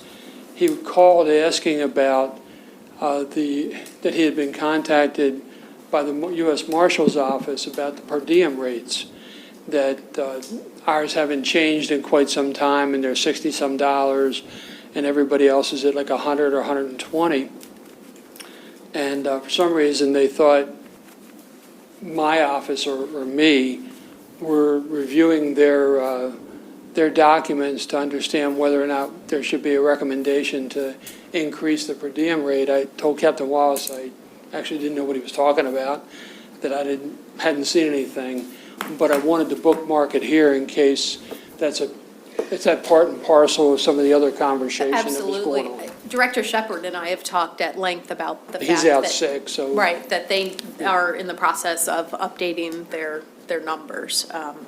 Okay. So Yeah, there- since I was up there, I just wanted to bookmark that may be another piece to the larger detention center pie that's going on. So do we have an idea what the U.S. Marshal's per diem rate is? I mean, right now, I mean, I it's know we're getting 60, but are other detention centers getting more? over 100. Captain Wallace Yes. said that he's heard Maybe 110, they owe us some back pay. 120. But that's the number, apparently we told them back then, and so that's what they've been paying us. But yes, it absolutely has to be addressed, and it has to be increased. Well, you If know, we're we've also had conversations about stopping correct, taking federal inmates. yes. Yeah. And for obvious reasons, there's always a cost associated with it. And I think the county makes probably about $90,000 or so, Yes. roughly off of federal inmates per year. But in the same breath, they just recently had one come in with a bunch of Suboxone. Suboxone It's a box. on them when they came into the facility from the Tremendous federal. amount. The federal officers did a good job of checking him out, didn't they? Well, I think Not so they much. swallowed it. Well, he had to get it to swallow it from someplace. That's correct. You don't get them in That prison. is absolutely correct. So he swallowed Not One it. would supposed to hope. get it in prison. So Shelley, he swallowed it. So how's he get it back? Good question. I'll let you use your imagination. Is this a More than I need to know. PG-13 program? Anyway, while I was up there, I wanted to mention that because I hadn't had a chance to tell anybody that I had that call from Captain Wallace earlier, and I told him I didn't have any information on the subject at all. Thank you. Thanks. So, Moving on. So wait a minute. wait a minute, so what are we doing? Whoa, whoa, whoa. We're not Just going took to the do the 35,000 out. Okay, Okay. what about the employee relations? If that's for that employee, that's over and above what we've been paying, is that what you said, Correct. Shelley? It was to expand it, and I think Jim, when he came in, presented, one was to do a summer picnic, one was to do a ham and turkey distribution, one was to do a service award luncheon. So those are the dollar values to add those components in addition to so that would be in addition to the winter dinner party. Which is now estimated to run about $30,000. So the question is, it was Is all, this instead of the, that's the question that's on your table, is what do you want to see for employee appreciation? You can pick and choose, you can do anything you want with, you could add something if you have another idea. And I know we did a survey. What was the what was the overwhelming, was there an overwhelming winner? Well, we didn't survey these other ideas. They were new ideas that we were bringing forward. The couple things that we learned from the survey after last year's party was that 2/3 of the employees don't attend. They had concerns about the timing and the date. Commissioner Price recommended moving to January or February to see if we could alleviate some of that concern. We don't know because we've never done it. Well, let's face it, right in December, every Pretty weekend, busy. right, every weekend, My everybody. only concern is we pick a weekend in January or February and it happens to be the week that Of the- Maryland gets its snowstorm and then we're in trouble. One of the other things that we heard kind of loudly in the survey was that individuals who are getting service awards, you're getting their 5-year, their 10, their 15, and that's done as a small piece of the dinner meet, of the Christmas party. They don't really feel recognized because it's not really dedicated to them. Hence the idea of a service award luncheon that would be solely for the individuals who are being recognized for their years of service in the previous calendar year. And they would be invited, and I'd do it during the day, let them have a couple hours off work, come, get their pin, get their award. And if they were getting like a real milestone award, 30, 35 years, that kind of stuff, they could invite their spouse or significant other and make that part special for the individuals who are really, we're recognizing them for their dedicated service to the county and separating that from the dinner party. That was where that idea came from. And to be honest, I used to do that very effectively where I came from. And people liked the fact that it was solely devoted to them. So pulling that out of the dinner event seemed like a good idea or an approach. The other item, the summer picnic, we've talked about that. A better opportunity for it to be a family event of the employees. I've been talking to Jill, and she has a lot of good ideas on how to do it and how to incorporate the use of the community center and the grounds there.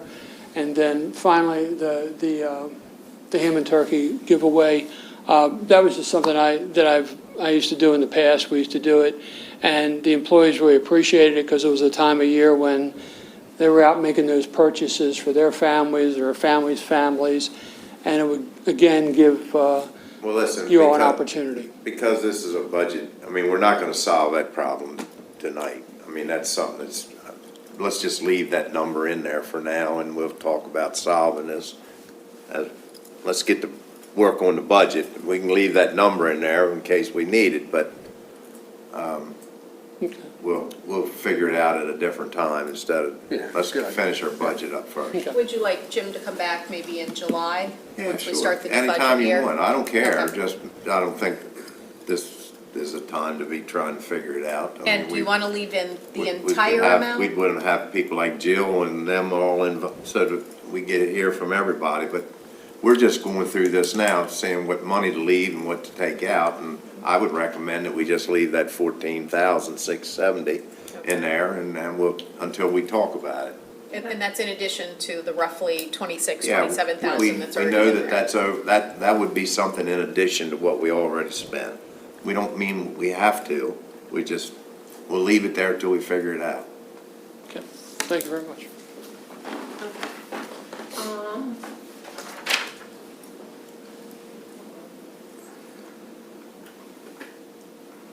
Okay, the next one is building maintenance. The one in red has already been addressed through the reduction by the trend lines, so, and again, in here, most of these are, I mean, the HVAC, which is the largest one, is a contract, there's just an increase in the contract. Building repairs for the aging buildings, but these are the increases in the building maintenance budget. I don't think there's probably anything else that can come out of here. No. Sheriff's office? I'm sorry, I was gonna say, we'll be lucky if we can keep it there. right. The gasoline is going up, the uniforms, but there's nothing here that popped in the running rates, and I think all of these are needed. I don't think there's any. I don't know whether we'll live long enough to see it, but when I was looking at the gas prices, I mean, the gasoline up there, gas prices by the barrel have come down considerably from like a high of 100 and something down in the 60s. But my local gas pump don't show that. I mean, I know, and I think we're using a 15% increase across the board with where we think it's gonna go. You know, it's hard to tell. Yeah, it is. Yeah. With this EMS budget, there was, I guess, one new initiative on here was the state retirement study. I think everything else is, So we would, what's a state retirement study for LEOPS? I mean, we got LEOPS. but They not, need to do an actuary. not for the EMS people. this would be for the Oh, this EMS is to people. include the I got you, okay, There'd have to- I follow you. This is an actuarial study. I got you, I got To you. see what the buy-in and what it would cost. Very good, I understand. So I And would, They really, we probably, if we can afford it, probably go ahead and have that done because Queen Anne's has already got it. So, No, I hear, I was just wondering, no, I don't, I agree. Okay, so leave those. Finance, we really have one new initiative in here. It's cut. a cash management software. Wait a minute. Y'all gotta So, take all of that I'll speak out of there. faster. It's gonna make us more money. Let me say that very quickly. Oh, well, go ahead and talk. So it's real-time management. It's a software that basically downloads from the bank in real time what our cash positions are, and it'll allow us to increase our investment income. We'll be able to manage the money much tighter. We'll be able to move it much quicker, and we should be able to make we should be able to make more income. And we should also, it'll enhance fraud detection because we'll be looking at the banking activity more closely. And what do you project that you're gonna create in revenue? I don't know. I mean, I'd have to run the $34,000. numbers. Rough numbers, she told me $34,000. It would pay for itself over time. I didn't quite calculate how much time, but You have been here way too long. You know the right things to say. She's running next year. I like my side of the table. The other one underneath it, the homestead program that we pay the state for to administer, they just give us a bill. There's nothing we can do about that additional 14,000. And the rest of this, the auditors are scheduled for a 3-year, it's year 3 of the 5-year contract. So the only thing that's really a new initiative on this is that first one.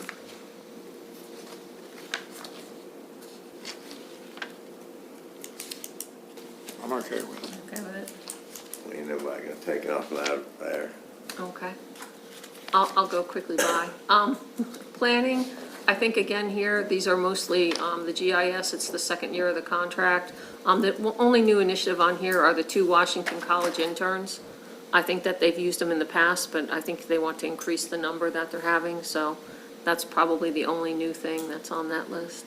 Did I read something trying to move some people around in the planning office or something is, because of one person's absence? I must have read it in the weekly reports or something, because somebody's left. Is there- Because, the associate planner left. that was in, there, I think I know what you're talking about, and that was in that. That's good, because I'm not sure I did. Okay.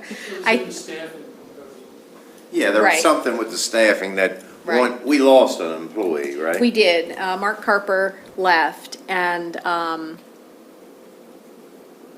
But it doesn't wait, I have anything think to I know do what with you're talking additional about, money or. and it's I'm different just than what wondering I if was something we needed thinking. to add to this or take. The one that I know of, when Mark Harper left, Yeah, we're recruiting for an associate planner, and what Bill has requested in the staffing plan was to move somebody to the position of senior planner, and that was in the staffing proposals.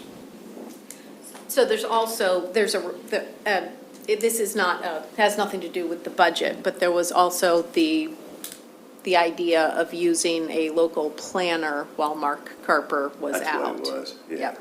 I didn't know whether it was something we needed. No impact on this Okay, budget. That's fine. Okay. And because they were gonna use the $8,000 or something that was left over from that Mark Harper's when he left, I guess it was in the budget, was another additional 8,000 or Bill something. was suggesting that he could use that money to cover basically a contract temp to Right, do some right. work. So he had two things going on. Okay, sorry to interrupt you, Pat. Okay, so that's really the only new item here, so if we're comfortable with that, discussion. We're good? Okay. In roads, the largest increase in here is in the patching materials. I think there's a difference in the way we're doing it, if I remember, Dan. We consolidated budget lines, Okay, yeah, so there's a small, I think it was to the tune of less than 5,000 increase in the actual materials, but it's a combination of other lines. right. So, I mean, I don't think there's no new initiatives there. OES, again, I don't think there's any new initiatives. These are just increases in the existing software subscriptions.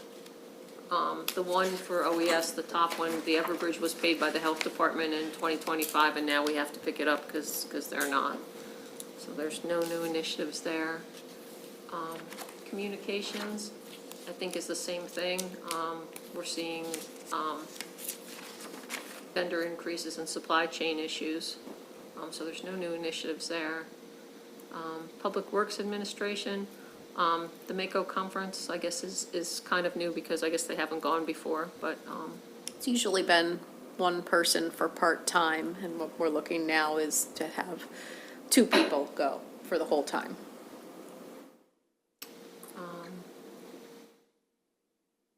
grounds maintenance, I mean, there's $3,000 for tools in here, that's an increase, and I think they had an explanation for that was very justified. The state's attorney's office, he's requesting some building repairs, so, and I think he spoke about that when he came in. They want to do security system upgrades for $5,000, and they want to do key card door lock systems for $3,500. So that's, I guess, really the only new thing in there. Is it because they're having, or they've reached their lifetime on the software, on the cameras and locks, or? Not, yes and no. Well, first of all, they don't have key cards right now, so they would like to go to the same system that basically the rest of the county is using. But with the cameras, I mean, they're still working, but they're very old, very dated, and basically they want to upgrade them to a similar system that the rest of the county has. Okay. Pat, everything that you're going through Yeah, is already in yes. the initial budget. It's just to make sure that you don't want to take anything out. It's already Okay. approved. Yeah. But we I'm can good. still take it out. All right. Yeah. And there were several on these, there were new initiatives that we just wanted to make sure that we touched on one more time and that you see what the increases are. Circuit court, the court smart maintenance, there really isn't anything to be done with these either. Legal, we are seeing some increases just in the general services with the volume of activity. So we're seeing a small increase there. And now, I think this is the last budget that you're gonna see an increase in, so I don't even know if you wanna look at the other ones, but, Parks and Rec has a small $388 increase. Oh, no, can't have that. Golly, dang. So Dang, now. going to jail, we would yeah. get her to sharpen that pencil. So now we're down to the ones that have decreases. And the only one other screen I wanted to, I think, mention with economic development, this doesn't have a dollar value, but again, it was in their presentation, I guess, as a change of operation with the visitor center, so just want to make sure. And that is staffing the visitor center 1 day per week. And there is no, if I understand this right, one of our employees will go and help staff it 1 day a week, but there is no monetary No. thing at all, because I was. From Chesterton, From- or anybody. No, I was questioned from a reporter about that, and I said, no, we're not. They said the county was gonna help fund it, and that was what the question was to me. I said, no, we're gonna, from my understanding is, one of our employees will maintain it, or keep it open 1 day a week. But there's no money from us going to that tourist Correct. center. That is correct. And that's what I just wanted to, just touch on It's a that. change of procedure. Because I think they're Every turning it Tuesday, over right? to the Chestertown Association or something, aren't they? I think they're trying to Yes. turn it over to the Downtown To Association. Main Street. Or Main Main Street Street, group yeah, or something. something. Well, anything we can do to help out Chestertown, I think we should do that. Okay. And like I said, these last couple are all decreases, so the county commissioner's office is going down, county commissioner's budget and the alcohol budget. So that really goes through all of the increases in operating, so I think based on looking at that, the only thing that we're gonna take out, I guess, is the comp study. And we're still have to, review the detention center. That's what The I 35 would is, go there, yes. and we're at, So now we're at 455. So we needed 329, so we're, What do you mean for it, 455? I'm with what To the we've good. taken out, to the good. well, no. About So we needed to 150. take out 329, so we've taken out 454. So we're balanced at this Okay. point. But again, this is just to make sure that we've reviewed everything and made the decisions. The last part would be to look at the capital that you, And the other salary. right, so do we want to go through capital first, or? Let me just throw something out here, and I don't remember how much the money was, but it's something that's bothered me a little bit. Okay. I think the way we handled it, I think was okay, but is Upper Shore Aging, where I forget what their request was, but we asked them to take it out of their fund balance. it was for the Meals on Wheels, $50,000. Yeah. Let me pull it up. I don't remember. Okay, Yes. So we flat You held funded them them. flat yes.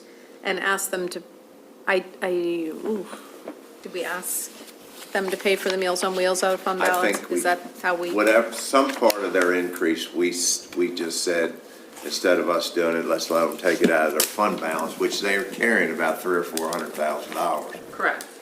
But, I don't know, I just, So we cut we flat funded them, and what we took out, let me look.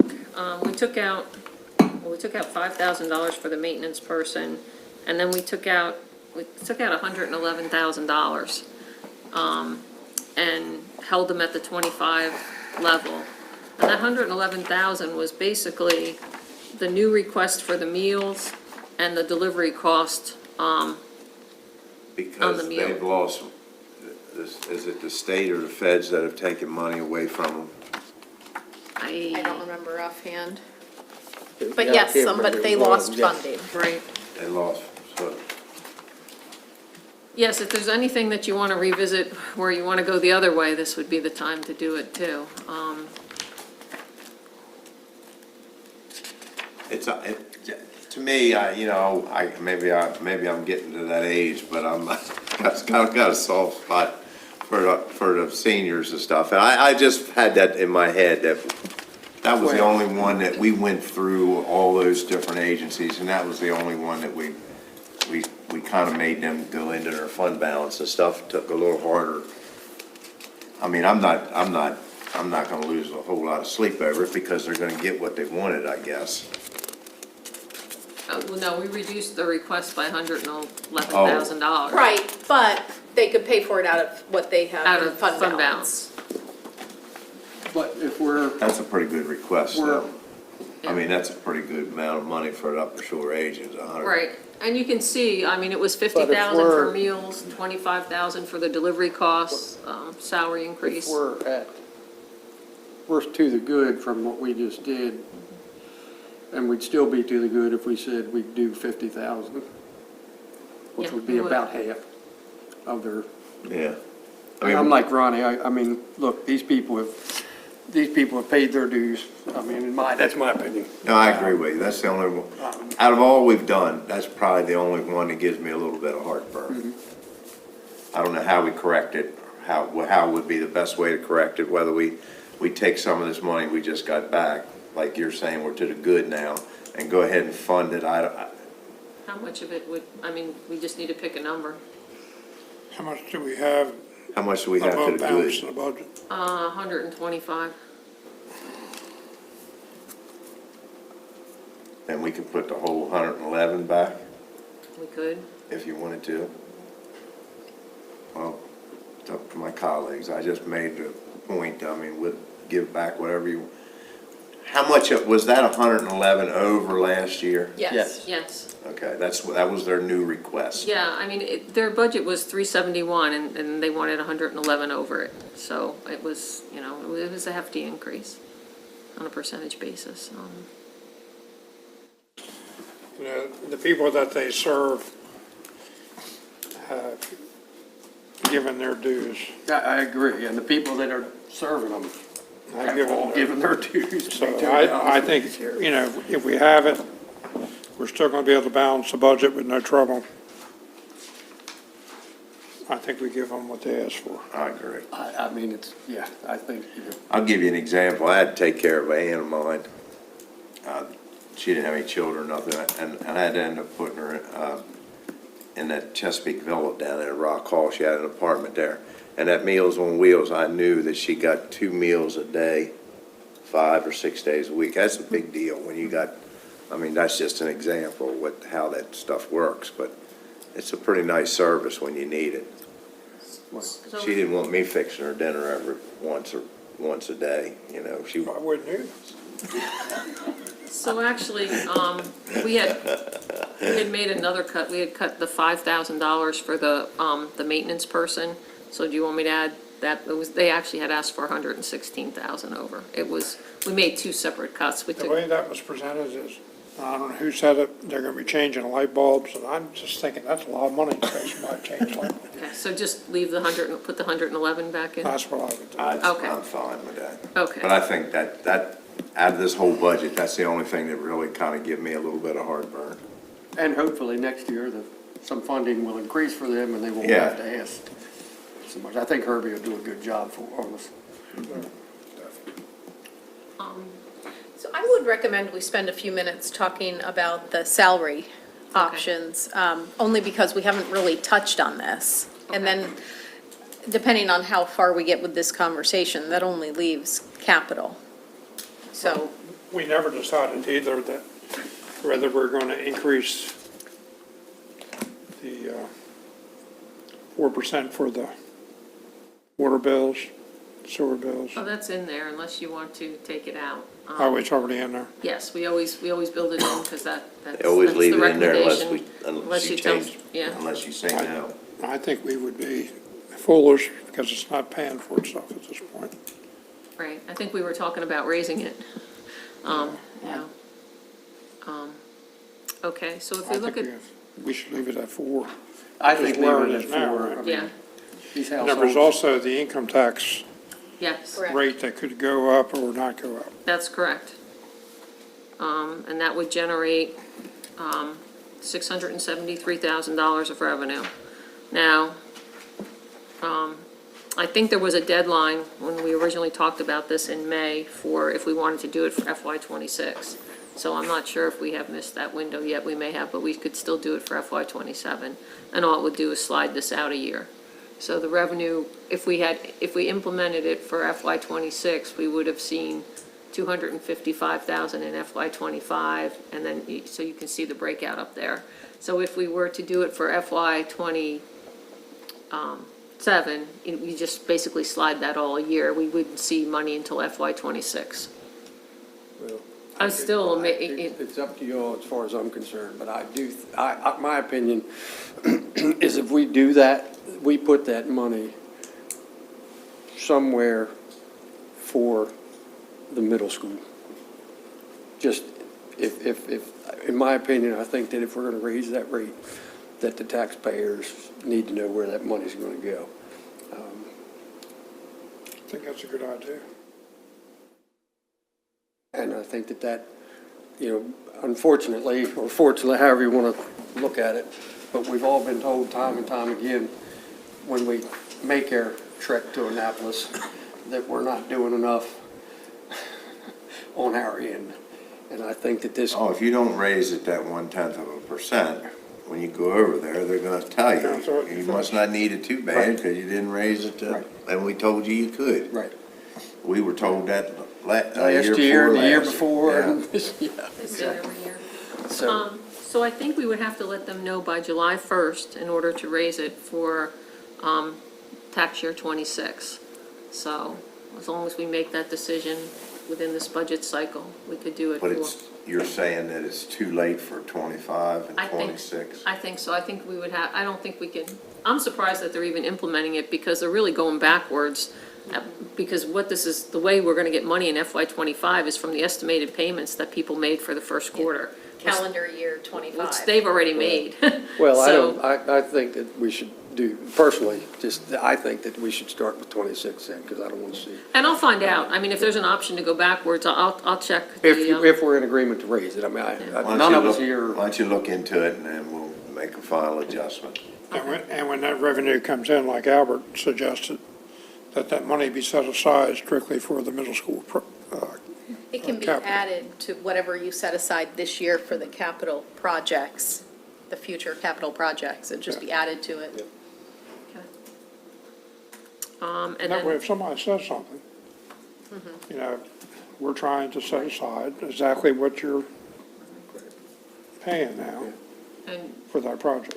And as we were just talking a minute ago, that's the water and sewer rates, the impact of raising it by 1% would be an additional $46,000, basically $500 of revenue if we were to go from a 4% to a 5%.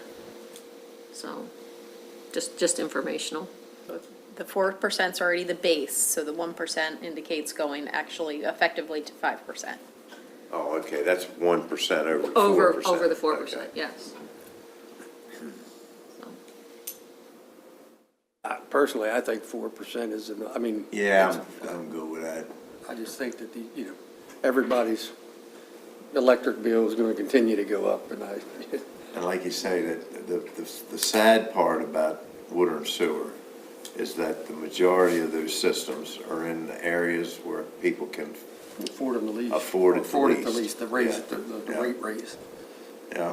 Okay, all right, so then let's take a really quick look at the salary options. So we had talked about the different ways to do it. So the top method there is a straight 4%. It's gonna cost, there's $629,027 in the budget right now. So then if we were to convert that to a dollar amount, and still spend the $629,000, it would equate to a $2,707 increase for everybody if it was a flat dollar. If we were to do a mixed version and do part percentage and part fixed, and we did half and half, so the example I have up in here is a 2% raise, and then the flat dollar amount would be $1,353.76. All of these options would cost us the same $629,000 that is currently in the budget. The question is, how do you want to do it? So if you look down at the bottom, I gave an example of a $40,000, a $60,000, an $80,000, and a $100,000 salary. So under the percentage basis, you could see what the increase would be at each salary level. If we did the flat dollar, obviously you can see what that is. The mixed percentage, that's what the salary increases would equate to. And to reiterate, when Pat says the flat dollar, she's taking the whole amount. The mixed is halving it. So half would be flat and half would be percentage. But that's not necessarily a given. You could do 75-25, 25-75, Yeah, or any number of scenarios. So, So the flat dollar amount, that'll be a check? That's taking that Right. $629,000 No, that's the raise. divided That's the by the number annual. of employees. these are And everybody annual, would get the same. these are annual Okay. changes that people see in their That would be salary. their annual rate. And the only reason that I've talked about it over for years, it's just that you can see that, and maybe it doesn't, maybe it's supposed to be that way, and if it is, it is, but you can see the person making $100,000, he's gonna get a $4,000 raise, person making $40,000, gonna get $1,600. So what you're doing is you're just separating the ones at the top and the ones that, I call it the haves and the have-nots. The distance between them just gets wider all the time. And we've talked about trying to do things for starting salaries. To me, Dollar looks best a to me. year or two, huh? The dollar looks best to me. That's as equal as you can get it. So the only, I didn't hear you. The dollar. the only things I would. Flat dollar. Well, Yeah. that means everybody in the county gets the same thing. And it allows the guys at the bottom, you see what they'll get. The guy at the bottom of the scale he's gonna make out $1,100 better by doing it that way. Because he was gonna get 1,600, now he's gonna get 27. Of course, the ones at the top are not gonna get as much as they would if you did a percentage. But if you're trying to help the people at the bottom a little bit more, that, to me, is a way of doing it. So the only other factors that usually we talk about are just some things for consideration is that if it's the flat dollar amount, the people that are at the higher end there, they're gonna pay they're in a higher tax bracket. So they actually will end up probably with, I think there's a 10%. It's almost a double whammy. There's a 10% difference in the tax bracket between the person at the 40 and the person at the 100. So all things being equal, if you take the gross and you take the tax impact in, it would be different. The other thing is the scale. If it's flat, in most counties, they do different versions. And we could still change the scale to do some, the steps won't be exactly as far away from each other as they are if you do a flat amount to the scale. I got There'll you. be some compression. But those are the only other factors. The only other thing I think you might want to look at on the second page. Pat took it one step further to take this analysis just a little bit deeper. This looks like a busy schedule, but she's gonna walk you through it, and I think it'll make a lot of sense as soon as And we it kind walk of through it. highlights, so, one of the things we always ask, okay, well, if we do the increases and we have a health insurance increase, what's it gonna really mean to the people? So, the top section of this is, now this is per paycheck, what we were just looking at was annual. So this is on a percentage basis, on a dollar basis, and on the mixed basis, how much would be extra in each person's paycheck. So somebody making $40,000 a year, on the percentage basis, their check would go up $61.54. If it was a dollar basis, it would go up $104, and if it was mixed, it would be $82. On the health insurance, the increase in the paycheck are those numbers out on the far right, going from 25 to 26. Somebody with employee-only coverage is going to pay $8.25 more. Somebody with employee spouse is going to pay $26.48 more. So how does that look like when we put them together? So I know the schedule is really busy, but what this does is it shows what the salary increase minus the health increase on a per paycheck basis looks like under each method. So under the percentage method, if we look at that top one and we go down the 40,000 column, for somebody who has employee only, the difference between the gross amount their check would go up versus how much their health insurance would go up would be $53.29. So does that make sense? So there's all three scenarios on here. And I thought it was, I know one of the things we always want to, are concerned is anybody not going to see an increase? So I think the good news is on this chart is that anywhere you look, everybody's going to see an increase. The question is that they definitely are different. And the delta between the low end of the scale and the high end of the scale, let me make sure I have these numbers right, is on a percentage basis, the difference is $92.31. On the dollar value, it's nothing, everybody's the same, and under the mixed, it's $46.15. So that would be the change on a per paycheck basis. So I'm not sure if that, I just wanted to make sure that you were able to see that.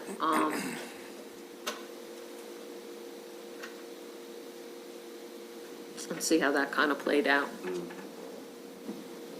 I'm not sure if you have any questions.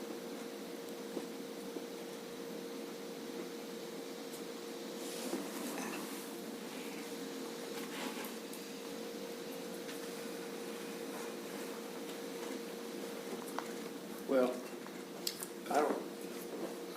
whichever way we go.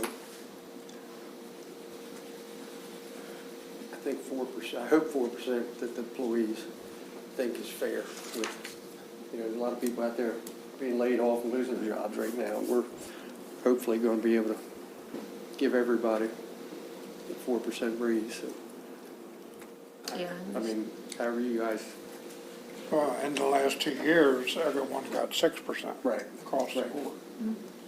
And we have moved towards, stabilizing the contributions, so that has helped even things out also. What's that? We've worked, the employees used to not contribute, the people who had single coverage, and now they are contributing. So whether you have single coverage or family coverage, dependent coverage, what the employees kick in is becoming more universal, so.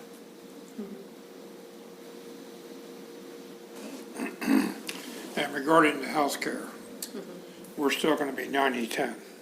90-10 for individual, 85-15 for individual, employee spouse and employee children, and 80-20 for family, 80-20 for what? family.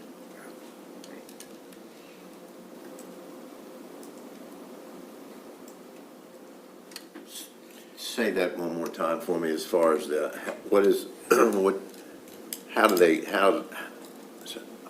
husband and wife, what do, if one of them is an employee and she's got the other one on, he or she has the other one, So the employee would pay 15%. 15%. The county would pay 85%. I forgot about that, because there was a time where it was like 60-40. 60%. Formula, yeah, so the county would cover 100% of single coverage, and then whatever the additional dependent coverage was split 60-40, I think is how it Which- worked. So the person had to pay the 40? Right. Yes. Correct. On Which the- was a on the really, dependent which was a coverage. really big hit for somebody, let's say, on the bottom half of our scale, and they Yeah. have a young family. I mean, that ended up being real dollars. You're right.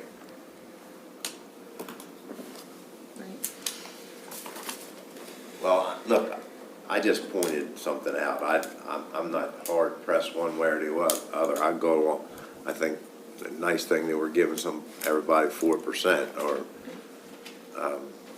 Yeah, and I mean, if you want to think about it, the dollars are in the budget, so it's not Correct. going to affect the budget on any basis. Right. If you want to think about it and, we can finalize it next week. It's not going to change a dollar value in the budget at all. I thought it was important that you see these numbers today, even if you don't decide today. Next week, all the decisions have to be made. So that gives you time to think about these options. And then we haven't gone over capital yet, which we could either do today or next week.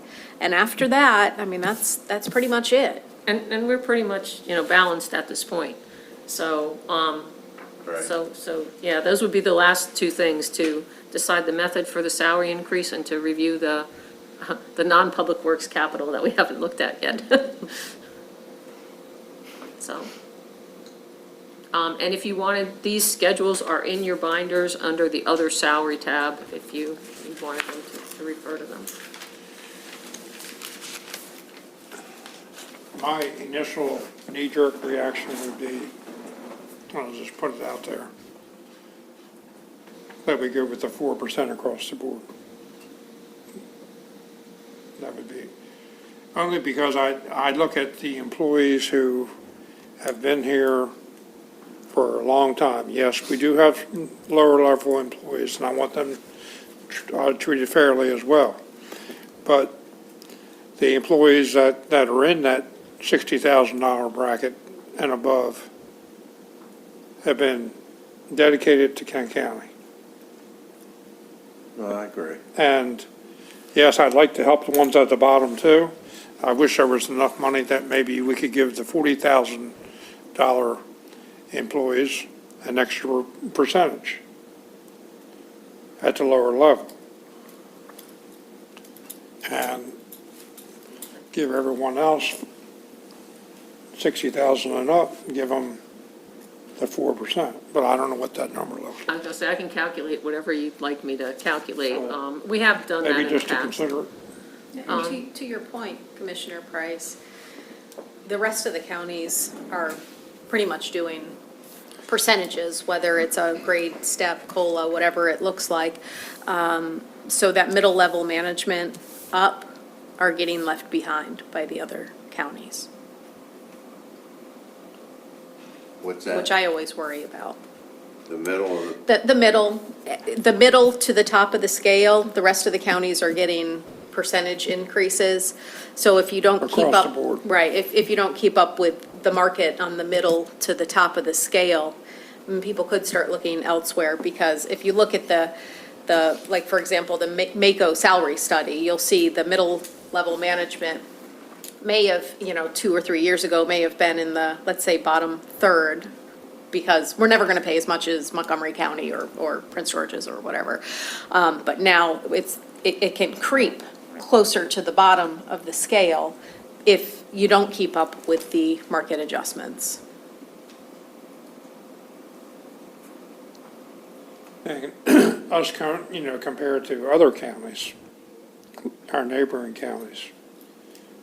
I think you said at one of the meetings what their percentages were gonna be. They all really fall in the range of 3.5 to 6%. Now, not, Still some giving 6%? yep, it's not just as a COLA. I mean, they could have a grade and step scale, so they're already getting a step. And maybe that equates to, 2 or 3% or whatever. But then they might be getting a 2% COLA. Or it might be pay for performance, which is what Queen Anne's does, and I think they were getting between a 2 and a 4% for pay for performance, and then a 2% COLA. So it's a range, but they're still getting increases, significant And I think increases. Jim sent me an updated schedule, which unfortunately I did not load in here. But you don't have that with you, do you, Jim? I may have brought the spreadsheet. Let's take a quick look. I know Queen Anne's was the merit, they were going to do 2, 4, and 6 on the merit side. Plus. some Plus the others. COLA. Plus the COLA. Yeah, You do have it? just that. Okay. So it varied, I mean, it was across the board. Queen Anne's is going to do a 3% COLA, plus they're going to do merit increases of 2, 3, or 4%, depending on performance. They actually scaled that back a little bit. They thought the merit might be a little higher, but they're doing 3+, so 3 for everybody, and if you're an outstanding performer, you're looking at 7. Wycomico's doing 5%. These are all their proposals. They're in the same boat as us. They haven't been blessed by their boards yet, but this is what they've been asking for. Trying to see who else is around. Talbot's looking at 2.5. Worcester's probably is that correct, Worcester? Is that, okay. I've heard it pronounced differently, and I spelled it badly one time. It's not like Dorchester with a W. Yeah. It's yeah. Worcester. They're proposing a $4,000 COLA to everybody, plus 2.5% increase to their steps, plus a longevity bonus and a holiday bonus. So our competitors are kind of ratcheting up to Well, go. Caroline's 3.5. Caroline's looking at 2.5 at this point, but to their COLA, and they're looking at a new pay scale, so they don't know what the impact of that's going to be. how about Dorchester? Dorchester is looking at 3%. Queen Anne's. Yeah, Yeah, Dorchester's looking at 3. Yeah, they can do it now. yeah. So there's a bunch of We can places. just forget about ever competing with Queen Anne's County, because we can't do it. Right, well, the entire Yeah. county until you get down to Ocean City, and, I mean, we're not comparing apples to apples No. with all Right. of that you're talking there. The only thing we're comparing apples to apples to is the work that gets done. The resources to pay it is a different discussion, but do our plant operators here do the same kind of work as they do in Absolutely. Queen Anne's? Yeah, and if you go to Queen Anne's, you're going to make 10% more than we pay you, Queen Anne's is ballparks. very well heeled as far as dollars and cents goes, but I wouldn't want to be that way, how they got that way. And Queen deal Anne's with got- all that traffic and Queen stuff Anne's got like that. Ken Huh? Queen Anne's has got Ken Island. Yeah. Yeah, that's it. Right. And that. Oh, yeah, I- absolutely. Good friend of mine who lives down there, he said, listen, they're making, the county's made a lot of money out of it, but we, all of us locals pay the price because you can't even get around in the summer. People running over top of people and stuff, I don't need all that. I also heard you say about the higher tax bracket with the higher salaries. So, and that's something that bothers me a little bit too. By going with the dollar amount, if you go with the percentage, it's kind of that way, and they're still going to be affected by it. The only downfall to going with the percentage is the richer get richer and the poorer get poorer, and that's the way it's always been. There is the mixed option, which kind of is in the middle. I mean, if Maybe I you- don't understand the mixed option. So the Well, mixed and- option is everybody would get a flat $1,353, and then they'd get 2% of their salary. So, if Or we- you could pick an amount. Everybody That's gets about a, half. yeah, so right, let's see. everybody Let gets me go back to this one. $1,000 and then I'm trying to distribute back. the rest percentage-wise, or $2,000 and the rest is The one you're gonna get, percentage-wise. the one thing is you're gonna get a $2,700 flat pay increase, everybody, no matter how much you make. Right. You're So still this, talking about dividing that out over 26 so pays, this right? You're one not on the talking about a lump percentage, sum, right? this person would get 61. Over here, under the mixed, they get 82. Now So- get the chart that just shows the I was, pay increase. yeah, it's, That was with health benefits and oh, stuff on I'm it. sorry, I'm like wondering why it's not coming up. So, yeah, so this There you would go. be, this would If be you under did the, 4%, and then this would be the and this- dollar. and And this is if you did just straight Dollar. 2708 apiece, And this mixed is in between. and that's something in between. So this lands, so it's not the 16, it's not the 27, it'd be 2154. So because there's a fixed component, And I just pointing that out. Yeah. I mean, I'm not Right. falling on my sword for it. I just pointed it out that, but, and if you, what I would say is that if you wanted to move this mixed number closer to the dollar number, then you could do a fixed you could do 3/4 of it to be a fixed amount and only 1%. And if you wanted to move it closer to the percent, you could make it a 3% and then just make the fixed amount worth 1/4 of it. So like I split it 50-50, but you could split it 25-75, and then this mixed dollar would move either closer to the flat dollar or to the percentage. So right now, it's dead in the middle. maybe the time to do what I was talking about was like last year when we gave them 6%. Yeah.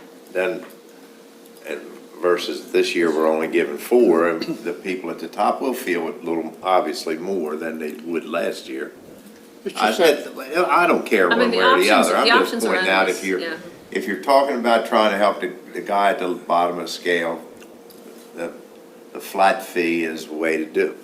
Might be the way to do it, but I'm not all bent out of shape either way. I just think that with the current climate of our economy and all the increases and the taxes coming down the road, and not because of the county, but because of what the state's done. Fees. And I am concerned about losing anybody, even at the lower level. But if we start losing mid-level people and up, that's not going to be very good either for the overall operation of Well, the that county. part's true. I mean, it's easier to hire people at the lower level than it is. Leave it to 4%. I'm good with it. I don't care. That's what I would prefer to do, is leave it 4% across the board. Sometime if we, And then if we get in a situation like we were the last 2 years, maybe that's when we can look at yeah, I don't, that's the fine. dollar or the mixed formula. I ain't falling on my sword for it. I just No, pointed It's it out. it's a good idea. All right. So just leave it the way it is. Okay with you, Albert? Or- Okay, if you want to revisit it I again don't next care. week, we can. And I'm just gonna plant a little seed here. I don't wanna get down into the weeds. Well, you might not want to say it. But, well, I think we need to plant a seed because we'll be talking about it in the near future. And I want at least to be, put out on the table. But we are part of a health insurance pool. which means some years we're gonna have good experience, some years we might have bad experience. On the years we have good experience, we get a refund. This year's refund came back, and it's a little bigger than years past, which really highlights the conversation about either 10, 15, or 20% of the fee that went to pay for the health insurance came from the employee and not just the county. So do we want to give back part of the refund to the employees that participate in the healthcare program? And we don't have hardcore numbers for you right now and today, but that is a conversation that we will need to have at some point. The insurance is not going to do anything but keep going up and up and up and up. Correct. And up Correct. so, I'm not sure I understand that enough to get involved in yeah, this. Okay, we'll bring it back. I wouldn't touch it. We'll bring it back. The reason I bring it up right now is because we had contemplated whether or not we should take at least part of that refund and put it toward the healthcare increase. But that's going to exacerbate the problem next year if we don't have a good experience rating, if it continues to go up as dramatically as it did this year. I gotta tell you something, I think we all better keep next year in the back of our heads, because that $2.5 million I ain't agree. going away. Right.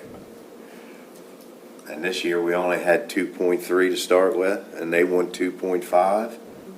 Look, I was serious about what I was saying I think it's a great idea. about getting the Rural County Coalition and MABE and MACO and everybody, coming up with how we're going to approach this and do it jointly if we need to. I can't. Because we can't do this next year, and we don't need to wait. And listen, there's only 1 year after that, that's $1.7 million, and then it's 2.5 again, right behind it.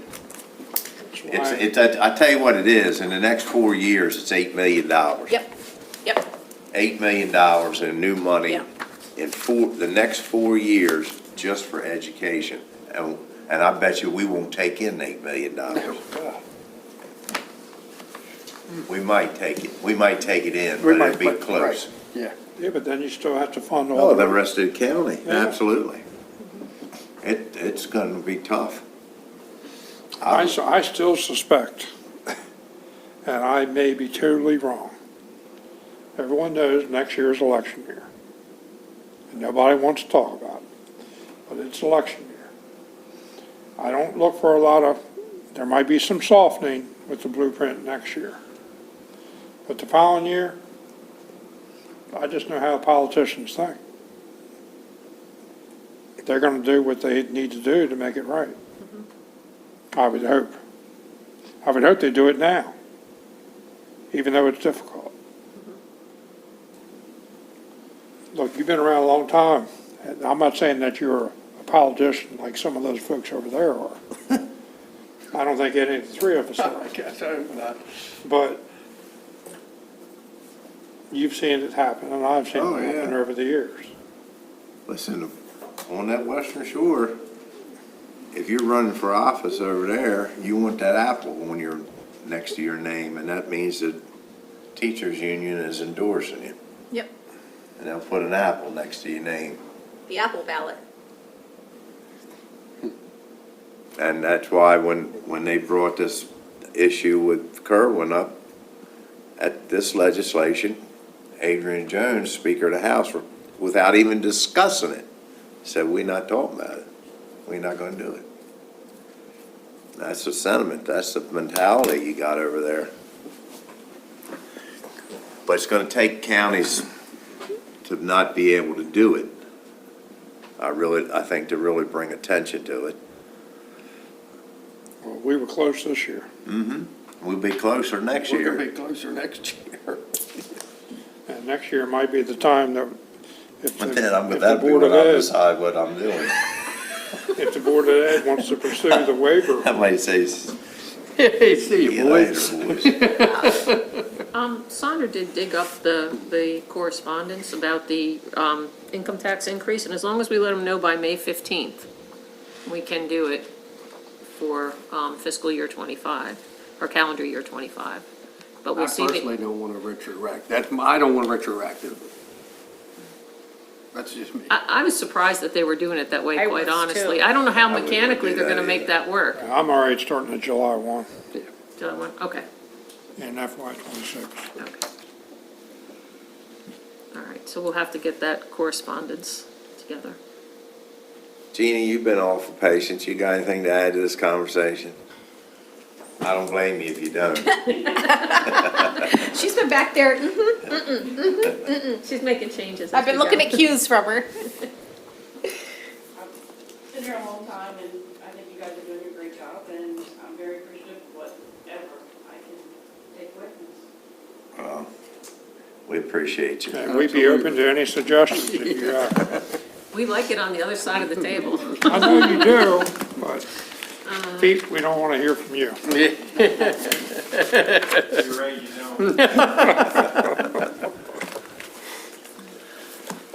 Are we done? Yeah, we'll do Got capital next another week. meeting here in 30 Yep. minutes. I'd And- like to be able to get a drink of water or something between meetings. Absolutely. Dan, you're not going to be here this evening, right? I will not. Good. Go home. All right.